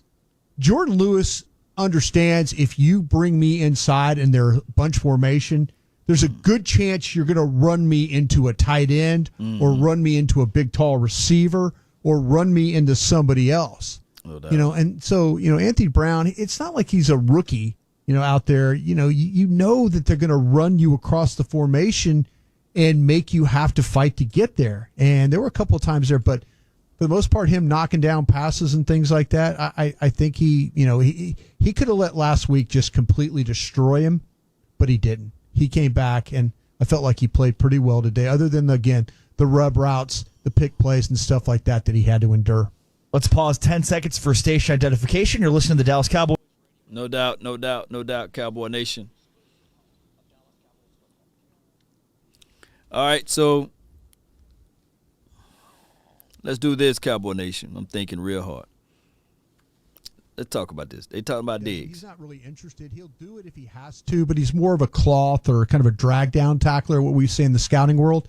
He's not afraid to try and hammer the ball too. That's another one. Man, you got to, especially in that situation where they were able to score on that final play. He tried to hammer the ball. Just get the guy down on the ground. Right. Don't try and create the turnover. But hey, a lot of these corners, like one of the greatest ones ever to play here, Deion Sanders was not a great tackler. Just don't he tell would do him it, that. but it took like an act of Congress for him to do it. But he would, he wasn't. But don't get the guy on the ground. Don't go for that strip. You're up. You're trying to kill the game. Make a tackle. Make them have to burn clock. Don't let them run through your defense like they did that on that particular play. Postgame show is brought to you by Papa John's. Better ingredients, better pizza. Papa John's, official pizza of your Dallas Cowboys. Getting some texts and tweets in about Dak, and is he more injured maybe than he's letting on, or than he? No, I think he's just playing bad. I think there's been some bad. He was great second half of that game last week, but he tried to force that ball. People say, well, he got hit in the head, as he's trying to force the ball and stuff like that. But, again, you're not watching film and seeing bad footwork or things that you'd say. He always talks about that. When he's bad, he talks about his mechanics. He said he was trying to gamble on that play. So when he's bad, he knows why he's bad. Mm-hmm. Yeah. He's just not been as accurate. Like you say, when you're throwing on, and Dak is one of those guys that can run to his left and throw it just like Michael Jordan, like wide open, hip, everything open, spread out, let the ball go, make a great throw. He threw one going to his left that I think was that Gallup, another toe tap on the sidelines that I don't know how he got the ball in there. Hell, I don't know how he got the ball. CeeDee Lamb catch. I think Lamb just put his hands up. It reminded me very much of Brett Favre back in the day, just kind of throwing it in a spot, and the receivers just put their hands up, and it's right there. But, yeah, I think when Dak's bad, his footwork's bad, his body position's bad, and then he'll make some crazy decisions to throw. He was trying to make a throw down the middle of the field. Had no business throwing that football. No business, baby. The postgame show is brought to you by Miller Lite. Today's game between the Las Vegas... they didn't play Las Vegas. That was last week. Oh, wow. Today's game between the New Orleans Saints and the Dallas Cowboys. Does it say Las Vegas on your sheets? I don't know. It's brought to you by Miller Lite. I shouldn't just read what's written down here. Yeah, he messing up over there. All right, so let him do that read right quick, and then we'll be right with it, okay? Here of the Dallas Cowboys, you're listening to the Dallas Cowboys Radio Network. Geico. Yeah, if they go a commercial break. All right, Cowboy Nation. All right, so let's do this, Cowboy Nation. Y'all already know what time it is, and I want to know your thoughts. I want to know your opinions and everything like that, so just bear with me. Call my phone, hit my line. Only ones who down for line. Keep it super thorough my way on this side. Keep it super thorough my way on this side. Call my phone, hit my line. Only ones who down for line. Keep it super thorough my way on this side. Keep it super thorough my way on this side. Mobbing with my brothers, there's no question, keep it real. Whether we East Coastin' or we in the hidden hills. In the poppin' straps of blue faces, not the pills. Don't you callin' bluffs, I show and prove, yeah, it's for real. Son of God, not a son of Sam. Keep it off the books and keep it coming in. Bitch, the old whip, see what I'm coming in. The Setting it inside up. caramel just like a Coach honey Marv, grain. hold Call tight. my phone, hit my line. Only ones who down for real, down for life. Keep it super thug my way on this side. Keep it super thug my way on this side. Call my phone, hit my line. Only ones who down for real, down for life. Keep it super thug my way on this side. Keep it super thug my way on this side. Let's go. Heard you moving funny, had to cut you off. Had some more friends like my brothers, I can't trust it all. Same ones in your corner, wanna see you fall. Now I only need a hand to count the ones who ball with me. Down to fall. He needs some down milk. To put it on the line when lose a draw with me. Those my brothers, different mothers, part of par with me. Got the body to my class. All right. We know the first call always get that unlimited call time for your mind. So, all right, Coach Marv, get in it. You're live. Coach Marv here, man. Lord, I got to vent, man. Let me vent. Okay. First of all, I got one point to vent about. Man, Dak Prescott is the most scrutinized quarterback for our own fans than any quarterback I have seen, that I have been around, that I have seen ever. Yeah. We scrutinize every possession, every 3 and out, every pass. I just don't understand that. I just don't understand that we think football is so easy, and because you're a great player, that the other guys, the other defense, does not stop plays. Right. Sometimes the coverage is so good. I have seen Dak hold the ball a lot because we're, like I told you at halftime, we're having sometimes getting open. I think it's just a thing that we're in the middle of the season, and a lot of our tendencies have started to catch up with us, but we can straighten those things out. Let's don't scrutinize Dak to the level of we scrutinize him. That's our quarterback. Do like other teams. They support their quarterback through thick and thin. All right? Yeah. The other thing I wanted, Law, I told you a long time ago about LVE. You did. I was one of the people who told you about LVE before they even got rid of Jalen. I told you that Jalen wasn't a bigger problem than LVE. And let me tell you the problem with LVE. And it's just simple. We talking about the neck injury, talking about all that. He is SOFT. That's all it is. He's soft. And he's 6'4", 235 pounds. And I have told people 100 times, if you 6'4", 235 pounds and you're not physical, this Cowboy team, no football team has no use for you. I'm not worried about your coverage if you're 6'4", 235 pounds. If you're not a physical player, you have no use on the field. All right? Yeah. So that's what I'm with the person that put out there.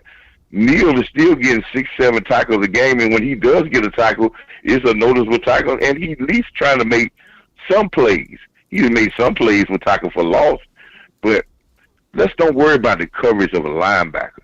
Law, remember this. Right. There is no linebacker that's going to have a completion percentage of him against him at 50%. Because those completion percentages, those zone coverages or those swing passes to the backs, that's going to happen. What you judge a linebacker on pass defense is run after the catch. Yes, they may catch the ball, but you limit that. And sometimes you might be in there to deflect the ball here and there. But you're not going to have no guy that's going to lock up on a guy and stop him from catching the football. That's not going to happen. No doubt, Coach Marv, man. I appreciate you so much, man, for your love and adulation for the station. I man. had to vent, Law, man. Keep doing what you're doing, buddy. I appreciate you. Yes, Coach Marv. Really no rebuttal to his conversation there. Only I can say this with Dak Prescott, with constructive criticism that is warranted, but I just try to at least give it 24 hours. We won the game. It could have been worse of a situation if we had not won the game, right? And when I look back at the tape, I'm going to look into what Kellen Moore do on the opposite side, like with the running plays or what have you. And we're going to see if we can, watch the tape without anger and see what we can pull out, But we won tonight, and shout out to the victory. We 8-4 right now. We got 5 more games, like the mighty Parsons said. So let's get on that roll, baby. All right, next we got the 908. You're live. Hey, what's going on, Swayze? Yo, Swayze, about the Alex Smith comment I made. I wasn't really talking about specifically that he was as good or he was less than Alex Smith in a negative way. I'm talking about the ceiling that he has as an NFL player. Like you said before earlier, like he's a game manager. He's somebody that he can drive the bus for you, but he won't win the game. Like he's not that Aaron Rodgers, that Tom Brady, or Patrick Mahomes, where he could throw 450 yards in the shootout, 40 to 35, and ink out and be absolute perfect, which is fine, right? Which is fine, right? And that is why I think the team should build around Micah Parsons. He's literally Lawrence Taylor. Like he like Damian Woody was just saying this on ESPN. He's the greatest defensive player in the league, and he's only a rookie years old. We haven't seen this since Lawrence Taylor. We should make this kind of like the San Francisco 49ers team. Draft a running back in the second, third round, and build on that defense. And like in the first round, get a elite defensive tackle. I don't know how you can do it, but I try to get elite defense, run stop defensive tackle, and build around that defense. Because clearly, Dak Prescott, if you're trying to make him, I know we paying him $75 million a year in 1 year, and we're trying to politicize his football and prove, all right, this is the reason why we paid Dak Prescott. But I don't think that's a proper way to win the Super Bowl. I don't think you can win the Super Bowl that way with Dak Prescott. I think if you run the football and play a crazy amount of defense and elite defense, I think that's the only way you can win the Super Bowl. And last thing, like I said a couple of weeks ago after the Chiefs lost, I say Mike McCarthy should take over the play call. And in the NFL history, it has never been like, and only Jerry Jones does this because he like to say, "Hey, look at me! I did something that I never thought of." The same thing he did with Jason Garrett. You have to have coaches with experience. You have to have coaches with experience.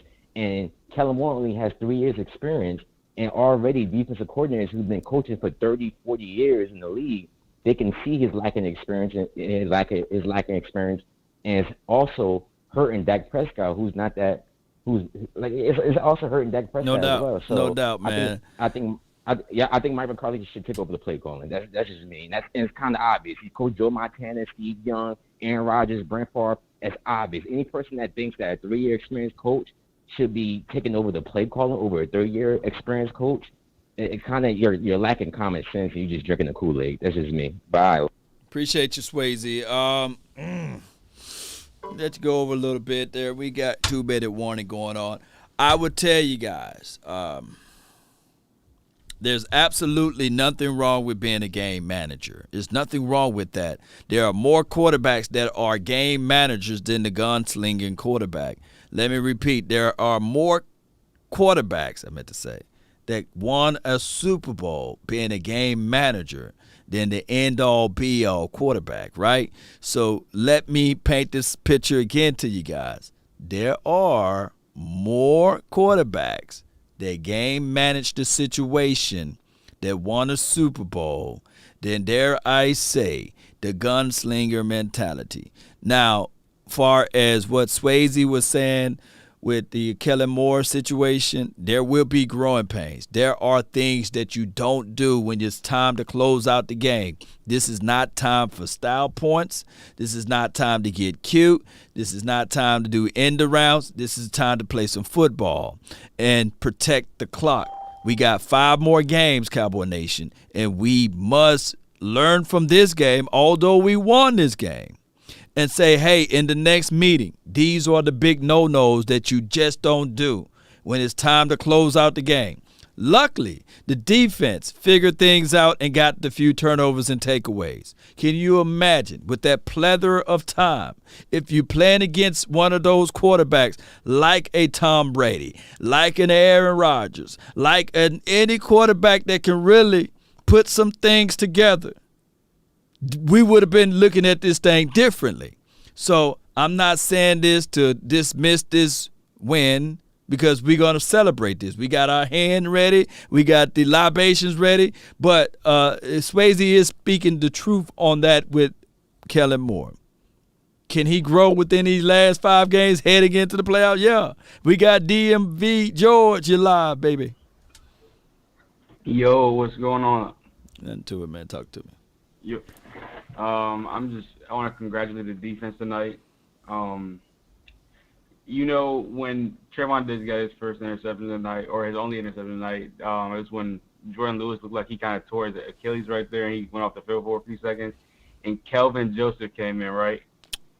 They put Kelvin Joseph and Trayvon Diggs as the outside corners and put AB in the slot. Okay. And I told my dad that exact moment, this is the starting line. This should be the starting lineup. And that exact moment, Trayvon Diggs dropped back in cover 2, got a pick. Not saying that has anything to do with Kelvin Joseph, but I just love that lineup because if you think about it, Anthony Brown is a top 5 run defending corner in this league. That's why we drafted him. If you guys don't remember, he was one of the best run defenders in college because of his size or his willing to tackle, but he is a really good run defender. And I like him run defending in the slot better than Jordan Lewis by far. No doubt. I think one year he had 2 or 3 sacks blitzing for that slot side. And you're right. He's a 4-3 guy that can play inside, and I like him better underneath. I don't like him on the responsibility side of, hey, he playing against bigger, longer, stronger receivers on the outside. So, yeah, you got a point right there, DMV. I had to go back and look at the tape, man. I didn't really see Kelvin Joseph out there, and it could be because I was calling the play-by-play and I didn't pay attention to him. But I'm gonna really look into that. But I really appreciate you for pointing that out. On the Diggs interception, he got in. He got in on the Diggs, man. See, that's why I love y'all, man. Y'all always point out things that I don't see. And when I watch this game for the second and third time, I will really give you guys some details of it. Right? Yeah, and guys, I want to get one more quick point in about the offense and Dak because I hear a lot of criticism from the 105 Theater fan and a lot of the fans calling in from your show and Botch's show. I feel like Dak needs to play a little bit more hero ball and he doesn't need to let the defensive line get as involved as they are. I think Tyler Briones has a little bit of blame for this running game because you can see on one of the zone blocking plays, Zach Martin was like literally screaming at him because he didn't make the right assignment. He didn't pull off his block and get to the second level quick enough. I think I liked him in his first year, but this year he's just not it. Hey, before I let you go, I got to get some clarification from you. You said hero ball. What do you mean about that? So from an offensive standpoint, I don't think a quarterback. Hold on, before you go into that, I don't like the fact that he tried to throw it and missile that thing in on Lattimore. That is considered hero ball. Sometimes it's good to take the little fish underneath. I don't like Dak Prescott doing that. That's why I need some clarification from you on that. The hero ball, I mean, is Dak.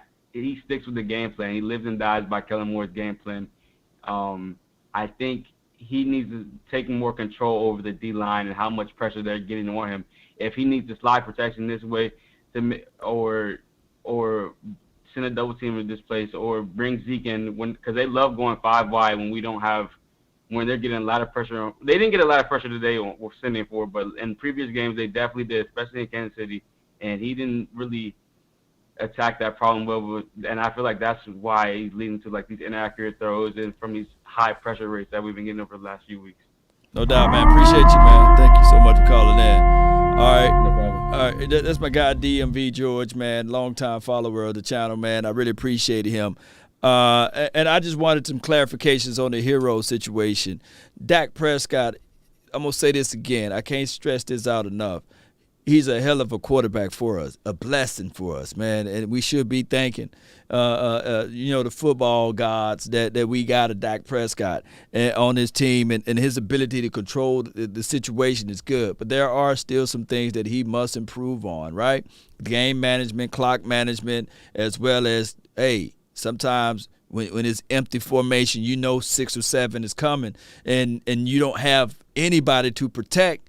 Go ahead and get your hots out. 1, 2, 3, get it out. You know good and well nothing is going to good happen when it's 4 seconds, when it's 4-step drop. It's 1, 2, 3, out. Live with the outcome, because I know you want to extend the play. I know you want to get the bigger play down the field, but you got to trust what you see. If 6 is coming and all you got is 5 to block, somebody's free. And I don't want to see you folded up like a pretzel out there. Next, we got live Lady Jessica. You live from the 903. Hello. Hey, what's going on? Nothing much. I'm tired of y'all bashing Dak for everything. Y'all expect this man to go out there and just sling or get people. You gonna blame him for the people dropping the balls too? You gonna blame him for defense when they make mistakes? You blame him for everything. Stop it. Because when we didn't have Dak, when Dak was hurt and we lost him last year, what did we do? Instead of y'all being happy and encouraging these players, you want to bash everybody. Stop it. Dak can't block for himself. Do y'all say anything when they sacked him 5 times in the other game? Have y'all ever thought that maybe this man is playing with a concussion, but they ain't had him checked out because Dak is all we got? You gonna turn this team over to freaking Cooper Rush? No. You need to thank God that we got a decent quarterback. Because when Romo went down and we didn't have nobody, that was in our season. But Dak go out there and he try to do whatever he can. But you blame him when people drop balls. You blame him when the defense messed up. You blame him when the O-lineman messed up. Yeah, he might have made some mistakes, but what did you expect him to do? Would you want him to throw the ball or keep the ball and get sacked? Or do y'all want him hurt again? You want him to run when he was running. No, he don't need to run. He don't need to run. Now he ain't running here in the pocket. You're still complaining. Shut up. Good grief. Day 1. Be happy. 8-4. Let's go. No doubt, Lady Jessica. Let me ask you this. Are you still there? I'm here. When that rain fall, do it only land on those who did good things, or do it fall on those, like the words say, the just and the unjust?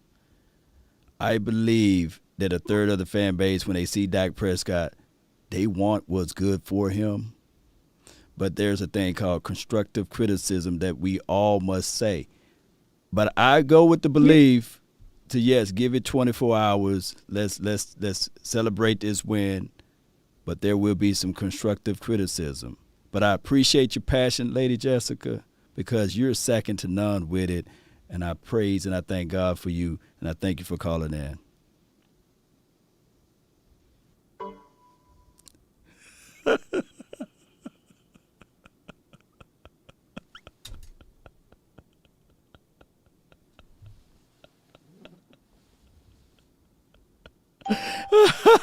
Lady, why you hung up the phone on me?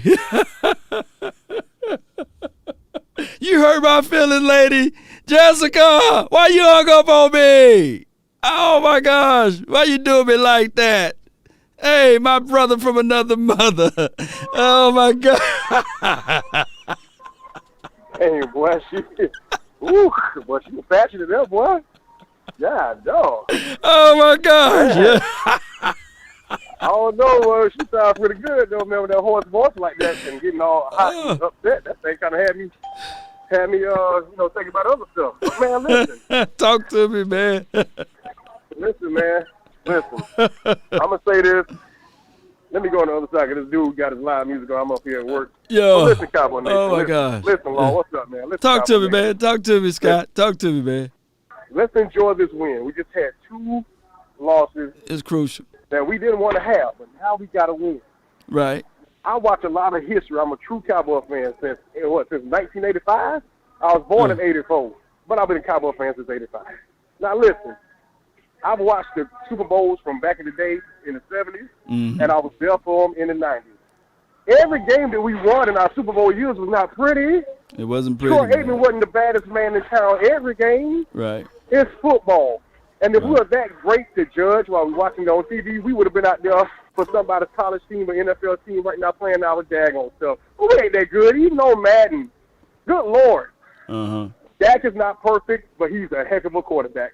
Okay? Right. And we got to think in this man's psyche. When you land on your leg and your foot is looking at you like a hand puppet, the foot talking to you and you talking to the foot. Come on, man. Yes, thank God that he's back out there playing and even balling out like he was. But, hey, they told him not to run.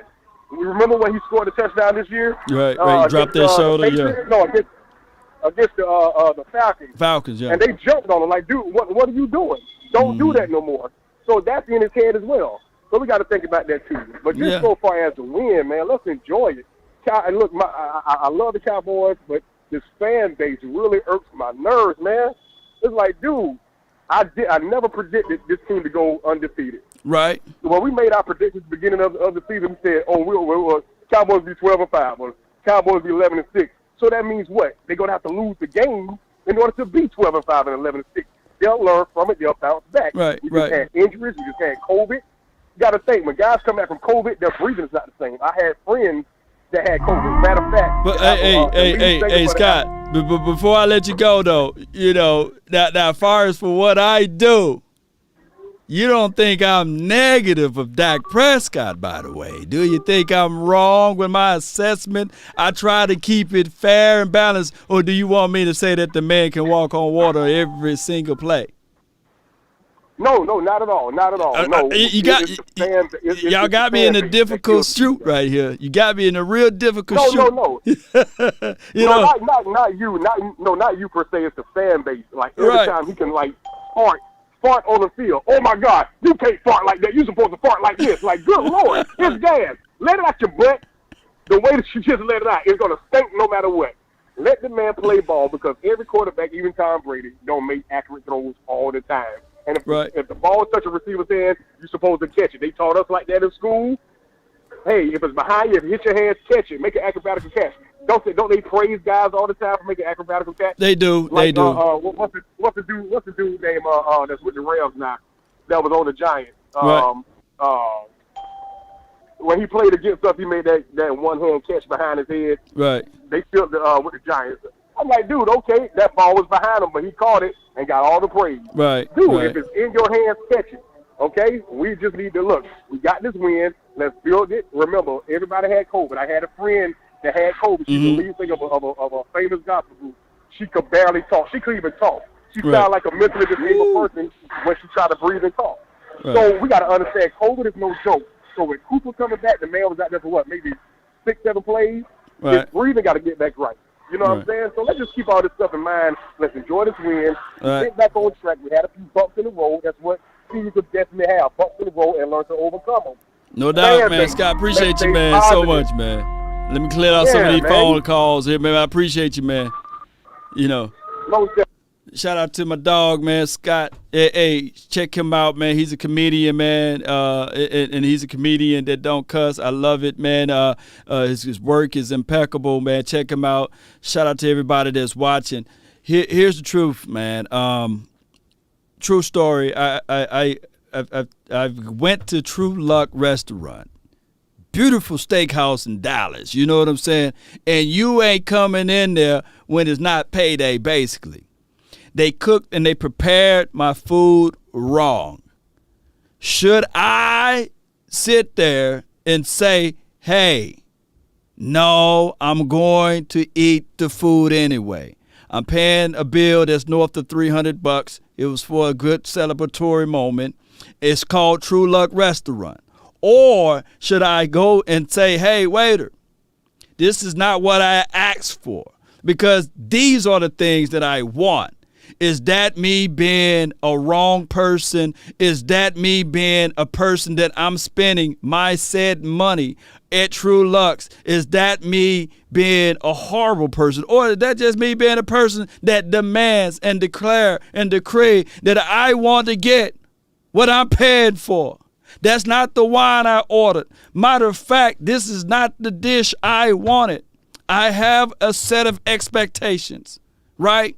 But some people will look into this moment and say, just because it's True Luck Restaurant in downtown Dallas, whatever they're serving me, whatever they giving me, I should appreciate it because I have the ability to sit my butt in these seats. What shall I do, Cowboy Nation? And this is just me objectively speaking. Should I eat said food that wasn't prepared right? Should I just be saying, thank God, Allah, Yahweh, that I got food to eat and I can afford it? I digress. 520, what do you know? Uncle Dave, talk to me. Holla. Man, I done dropped like 8 times sitting here waiting, but it's all right. I can handle it. I can handle that. Okay. Now, people need to start being a little bit objective. They just was spitting fire. I want to see married because I need a woman like that. That's what I'm talking about. You got fire. You have to have the will, the desire to win. Right. Now, yeah, Dak got greedy on one play. On one play, he got greedy. He even said he did. Greedy. He even said he did. Right. But there's those points where Dallas has been smoked before. In a Super Bowl year. Them Eagles. The Eagles beat them. Mm-hmm. In Philadelphia, it's cold as hell. But they wasn't playing their best game. But they still got to the Super Bowl, did they not? Mm-hmm. So you have to be objective. Fair weather fans, I see you all the time, right. Especially here in Arizona. I see you here every time. I've seen you all up in the 90s. You got the Cowboys jerseys, when you get 3 Super Bowls. You got them same people wearing Broncos jerseys, them same people wearing Packers jerseys, them same people wearing Steelers jerseys. I mean, they're just fans of the moment. Right. And speaking of going someplace, you paying good money to have stuff prepared your way. Whether you got the money, you can afford that, you can do it. But I'll be doggone if I'm going to pay out all kinds of daggone money and eat what you give me, and you didn't prepare it right. It's got to be prepared. That's the same thing with this team. You got to be prepared for the fight. You got to be prepared to win. You got to be prepared to take those losses. You have to stay on top of your game. Yeah. Point blank and period. The one thing, the one play I hate is that 21 slam down the slam. Down the 21 slam. 21 slam, baby. Slam. Hate it. That's all I got to say. I'm out. Appreciate you, man. Appreciate you, Uncle Dave. Appreciate you. And I'm not. Trust me, Cowboy Nation. I'm not defending the people that's criticizing this team. There's a time and place for everything. But what I'm saying is objections and being objectively with your assessment is a necessary thing. It's necessary, right? Willie D, you're live. What's up, Law? Talk to me, man. Let's go. Roll with it. Oh, shit. I just tuned in and sound like people talking about Dak and talking about the team not doing woo. Look. Right. Any win is a win. Good Take this win and let it shine through the weeks. Let this win shine, man. Yep. I cannot stand these so-called Cowboy fans that be talking about Dak and just like when Tony Romo was hurt. Right. I love Tony Romo to death, and I love Dak because I knew all the quarterbacks beforehand.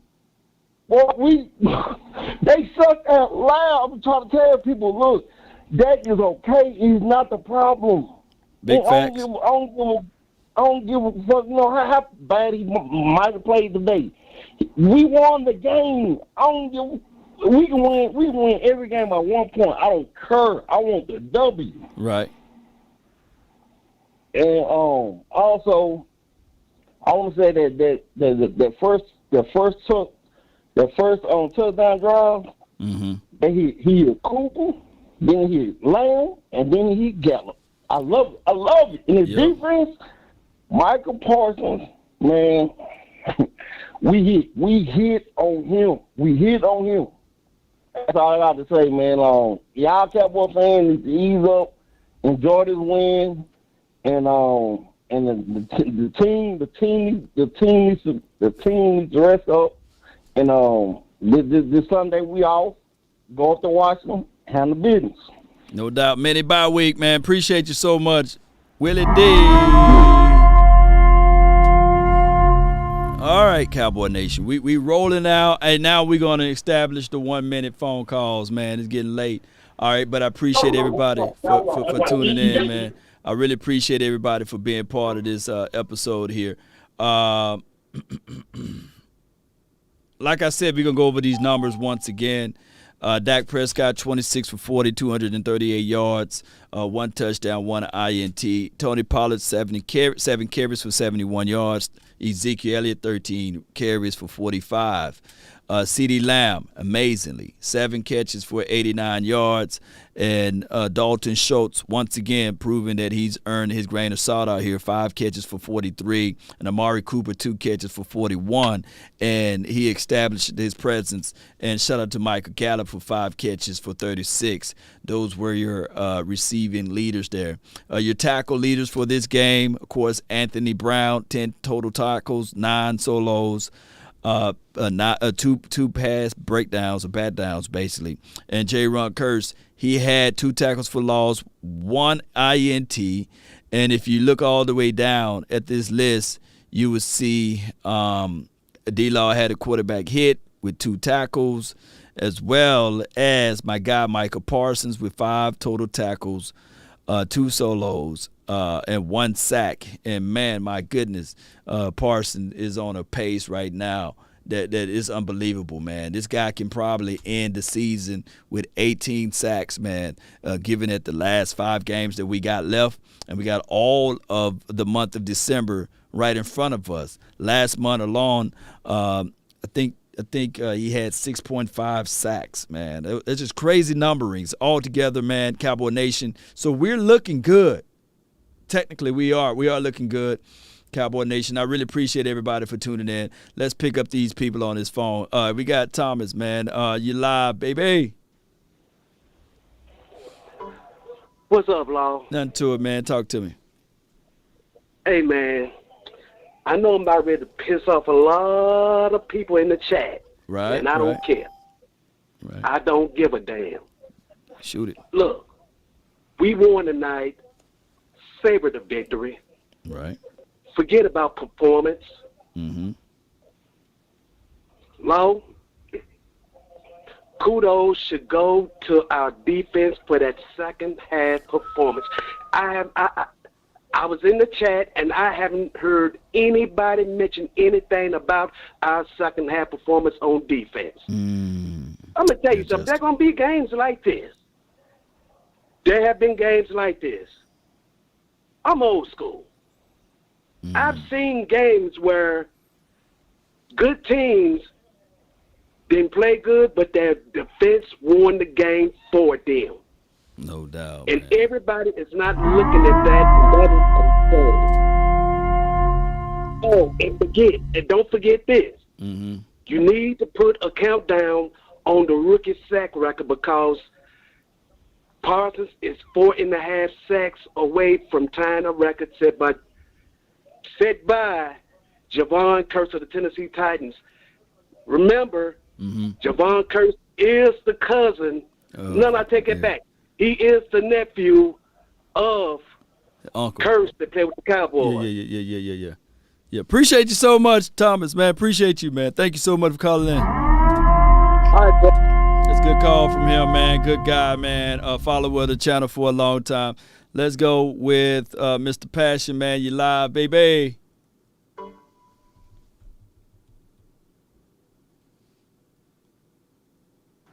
You live, Mr. Passion. I don't know why. What's up, Law? What's up, man? What's good with you, man?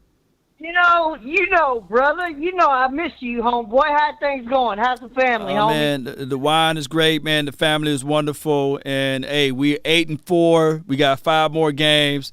Let's go. Let's get these 5 games out the way. Yeah, I watched that game, man. That thing was true. I'm proud of this defense. How about my homeboy, Mr. Parsons, the dog, the beast, the game changer. Yeah. You right on that one. Well, ain't that number 10, ain't it? Number 10, ain't it? Number 10 of it, in it. You got to get 10 to get in. Yeah, and you gave me that 11th jersey. Go on with your bad self, my main man. My main man hooked me up with the game changer. Yeah, you won it fair and square, baby. Hey, yeah, wait till he ties that number 11 sack record. The 11 jersey, 11 sack. Come on with it, homie. No doubt, man. Appreciate you so much, Mr. Passion, man. Thank you for calling in. Love, sir. Yeah, good call from him, man. We're going to shoot this thing all the way through. All right, JP, man, you live from the 971. Hey, what up, Law? Nothing to it, man. Talk to me. Hey, guess who won the game, man? Man, from what I know, man, the Cowboys 8-4. Pollard. Pollard, okay. Pollard won that. Yeah, Pollard, man. Yeah, he won that game. Yeah. Every time he do good, Zeke come on in and he hating on him. The elephant in the room is Zeke, man. Zeke and Brown. Yeah. Yeah. When Pollard touched the ball, man, good things happen. It do. What you think about that, man? They just need to give my guy Ezekiel Elliott a little rest, man. And I'm not selling. Look. Zeke washed up, man. Look, we ain't gonna go there. But I can tell you, man, he just needs some rest, bro. And there's nothing wrong with being criticism. That week was like something out of a movie, wasn't it? No doubt, man. That toss to the left. Oh my gosh. No doubt, man, JP. And it's so hard, Cowboy Nation, to talk about 2 players, regardless. It's so toxic, man. If you say something about Ezekiel Elliott, fan bases come at you. If you say something about Dak Prescott, fan bases come at you. I don't know what to say sometimes. Y'all want me to be fanboy, everything going to be 18-0, 19-0. We never going to lose a game.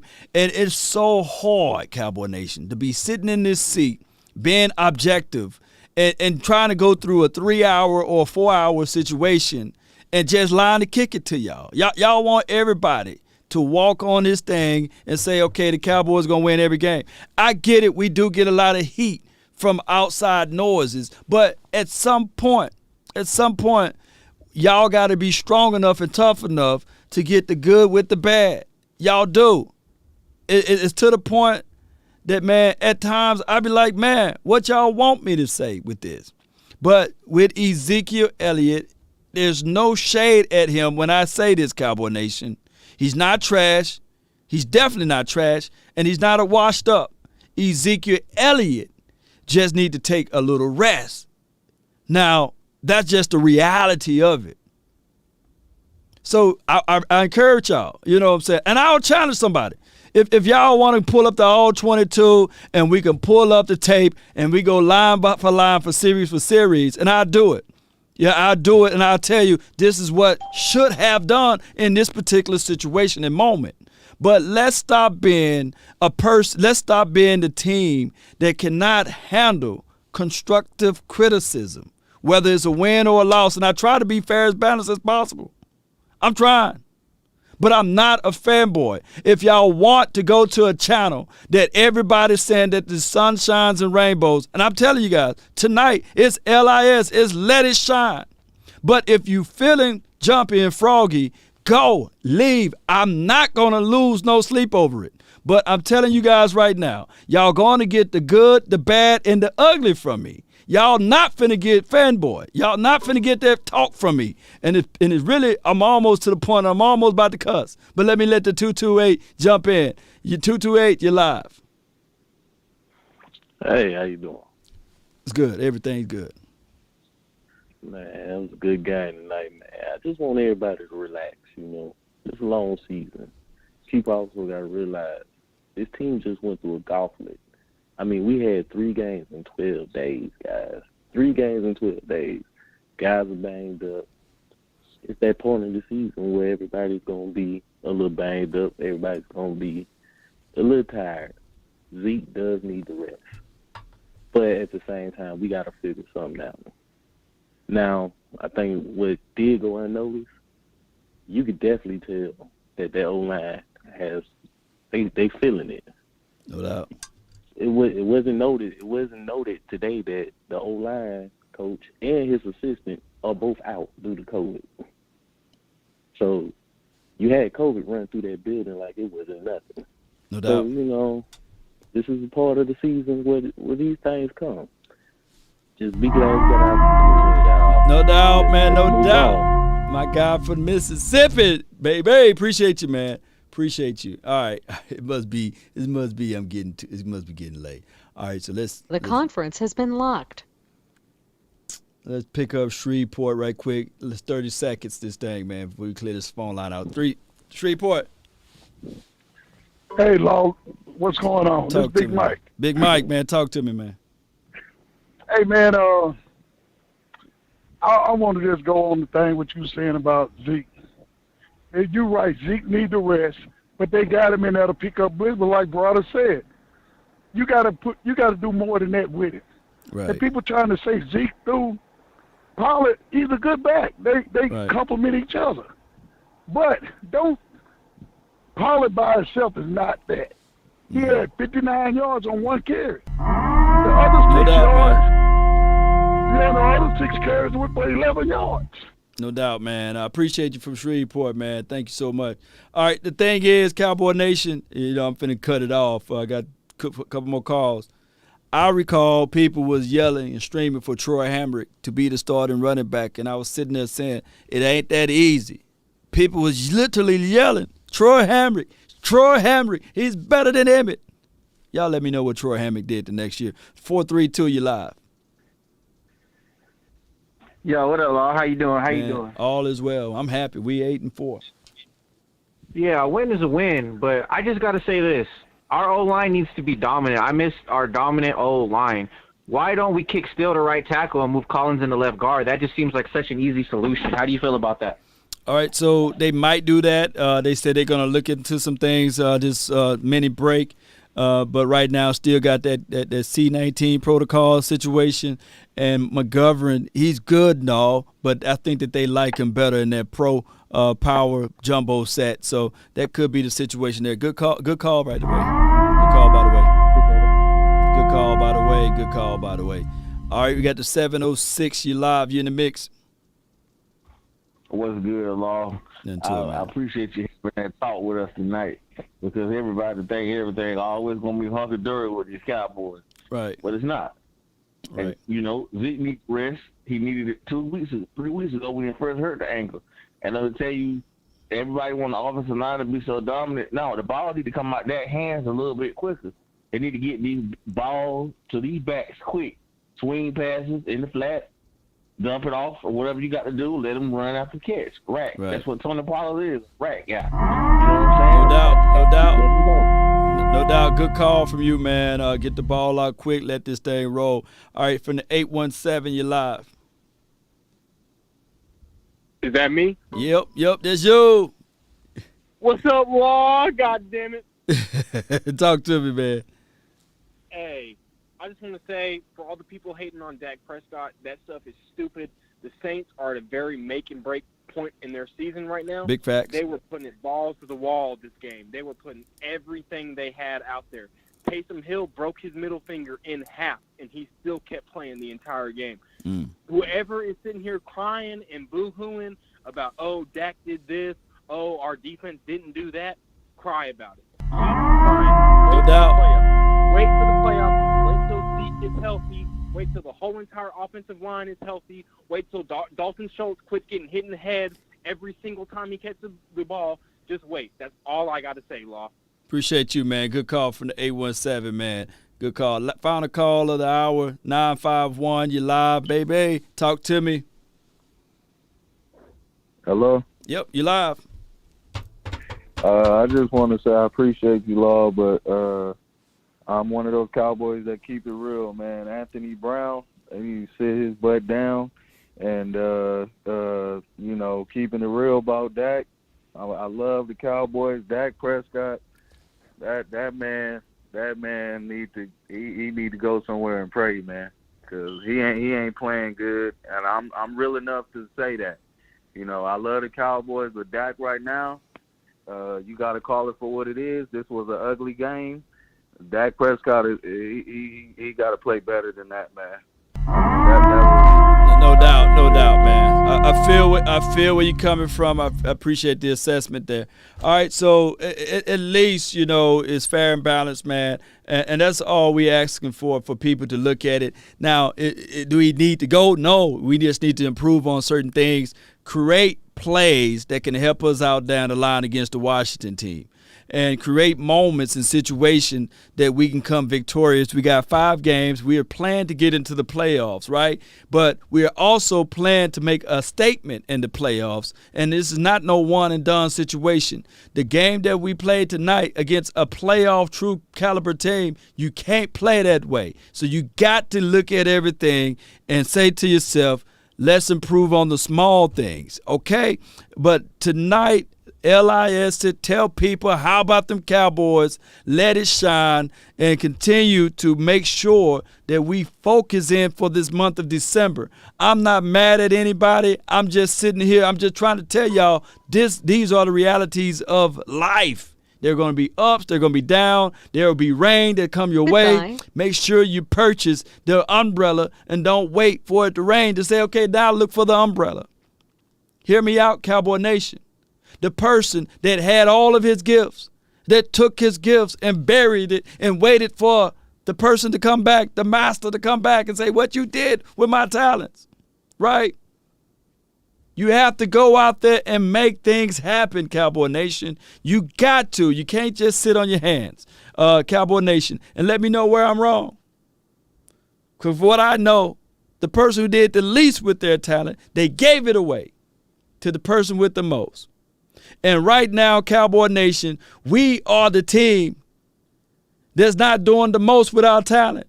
We need to figure out how we can be ready in these next 5 games, heading into the playoffs. We shouldn't be thinking about, okay, are we limping it? No. So this many bye week, correct these situations. If we can see it, the opposing team can see it. We need to start capitalizing and rushing off the edge, right?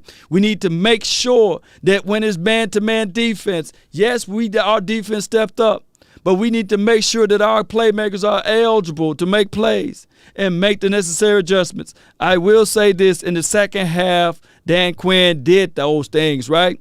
But also, with our offense, it's not time to play around. When it's time to close out the game, you can't throw a turnover within the last 5 to 6 minutes of the quarter, especially in this fourth quarter, giving the ball back to that particular team.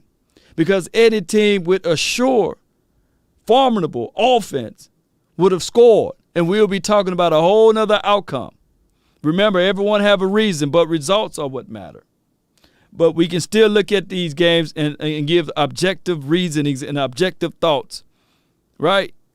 Let me know where I'm wrong at, Cowboy Nation. Let's go. Let's continue to grind, to shine. Let's figure this thing out, Cowboy Nation. Hey, it's rough and rugged. But I'm going to tell you guys,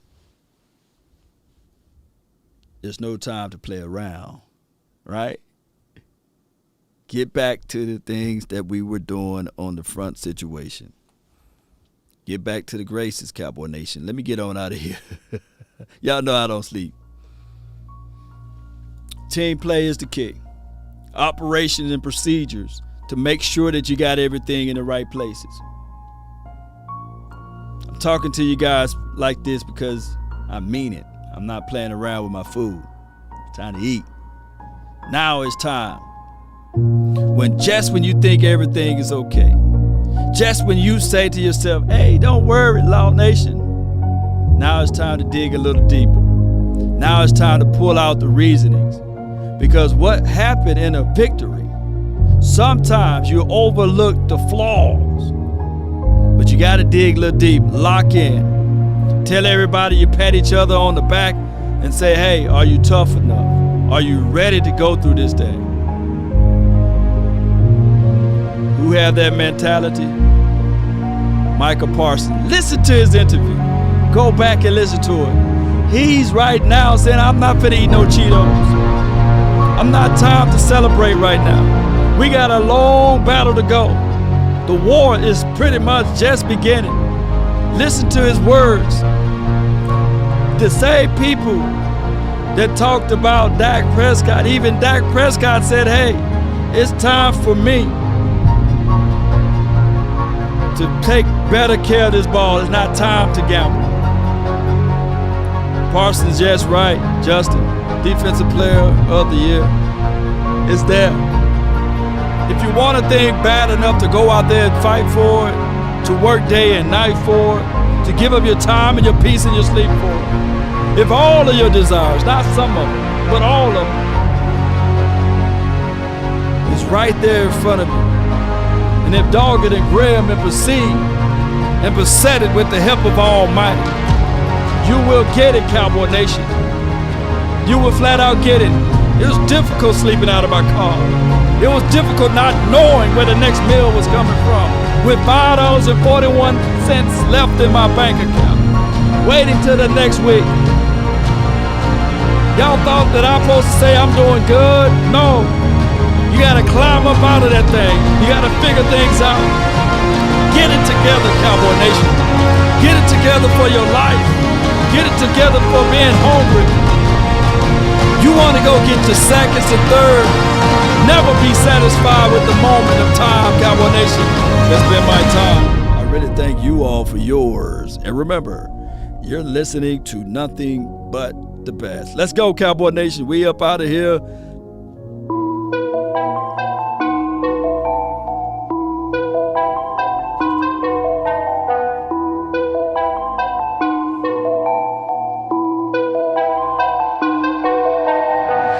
Nowadays, nothing really is ice. Only one of me and nobody's like me. Phone ringing and I tell him it's ice. I got wifey on blinking, she freeze. Photo, please, no photos. G's, no, please, no photos. Hit the door and the doorman just whole team here might need some.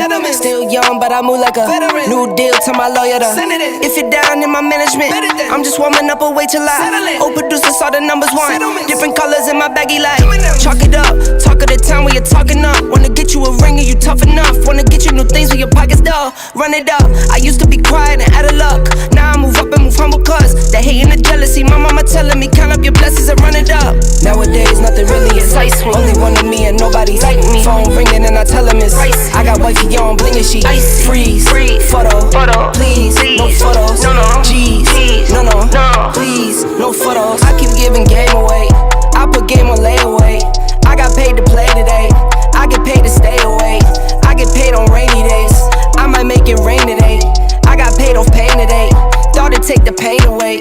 In my own lane, finger roll. I would never sell my only soul. Heard your whole team was for sale. Heard it's on the market for the low. Who the realest, we might never know. All this acting, you gon' play a role. Give you the world when they sign you up. Try you out and then they line you up. Ooh, now you're looking hungry, ribs are touching, need some food. Now you're all on live acting surprised, but you was fooled. Boy, get out the way, it's been a day, now you're old news. Now you got the pen and pad, you're trying to take my moves. Nowadays, nothing really excites me. Only one of me and nobody's like me. Phone ringing and I tell him it's ice. I got wifey on blinging, she freeze. Photo, please, no photos. G's, no, please, no photos. Nowadays, nothing really excites me. Only one of me and nobody's like me. Phone ringing and I tell him it's ice. I got wifey on blinging, she freeze. Photo, please, no photos. G's, no, please, no photos.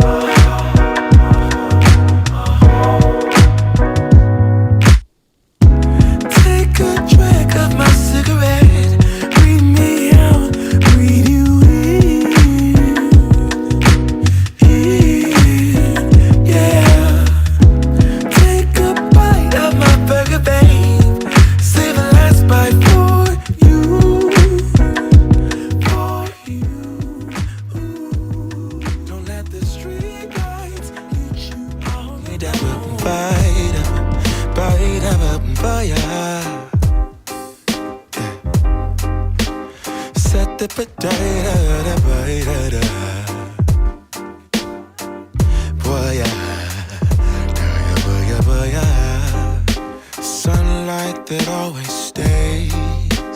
Dinner by the waterway. It's that sweet life. Raise your cross. Made some dude crack a smile. He asked if I could stay a while. I'm living that high life. Time to catch a flight, but you can make me go. Unlocking all the memories of my new home. Ventilated echoes playing to and fro. Back and forth, yeah. Caught some kids dancing in the alleyway. Crazy how the melodies began to play, yeah. Tell me how you feel it when you hear the lyric, yeah. My heart's in Stockholm. Now I never wanna go home. I left my heart in Stockholm. Now I never wanna go home. Shopping the girl. I brought a girl on my Vespa. She said I already told ya, yeah. I never dated a black guy. I said you're brown yourself. Let me offer help. Come on inside. Where everybody knows your name. Everybody knows your name. Time to catch a flight, but you can make me go. Unlocking all the memories of my new home. Ventilated echoes playing to and fro. Back and forth, yeah. Caught some kids dancing in the alleyway. Crazy how the melodies began to play, yeah. Tell me how you feel it when you hear the lyric, yeah. My heart's in Stockholm. Now I never wanna go home. I left my heart in Stockholm. Now I never wanna go home. Separate again.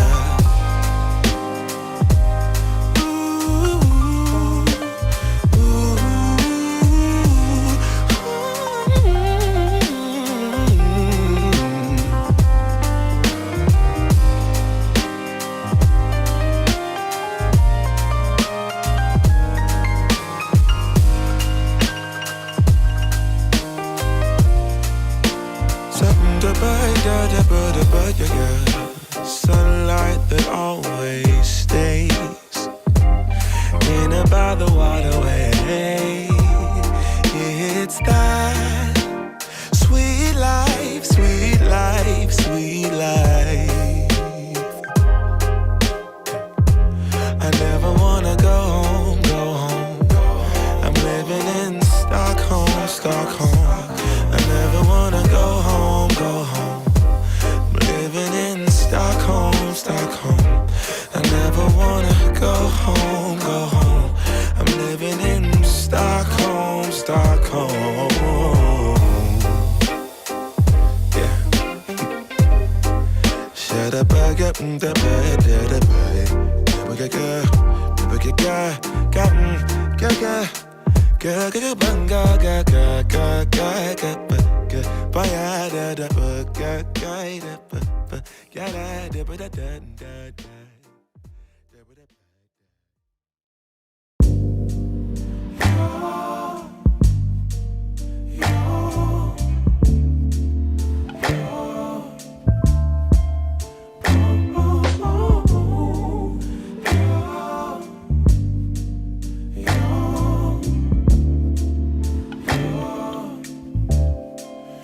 It's not my fault. You've been lying, saying that I took away your peace. drowning by yourself, now you wanna blame me. Like you have no options. I ain't take your options. Nah, I'm not the problem. Man, that's on you, yeah. You've been terrorizing me, yeah, I'm always wrong. I knew you lost your mind when you dropped that bomb. Girl, are you crazy? Yeah, you must be crazy. I've been thinking lately it's you. You stole your peace, put it on me, but baby, it's you. Lie like a rat, but take your stuff back, baby, it's you.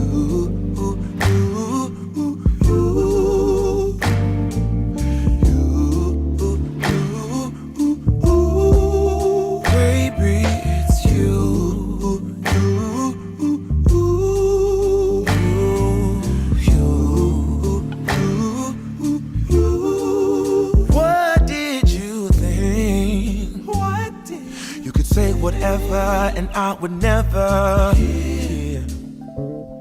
You've been flexing everywhere. Girl, look in the mirror. Man, you so dirty. Yeah, you look so dirty. You were never worthy. Lately, it's you. You stole your peace, put it on me. But baby, it's you. Lie like a rat, but take your stuff back. Baby, it's you.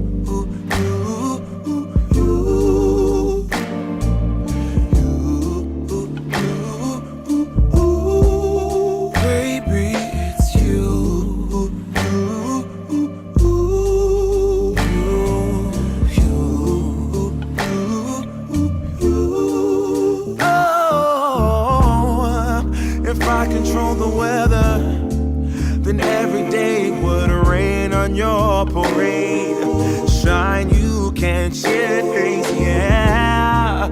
If I was Father Time, then I would change the day. So I never saw your face.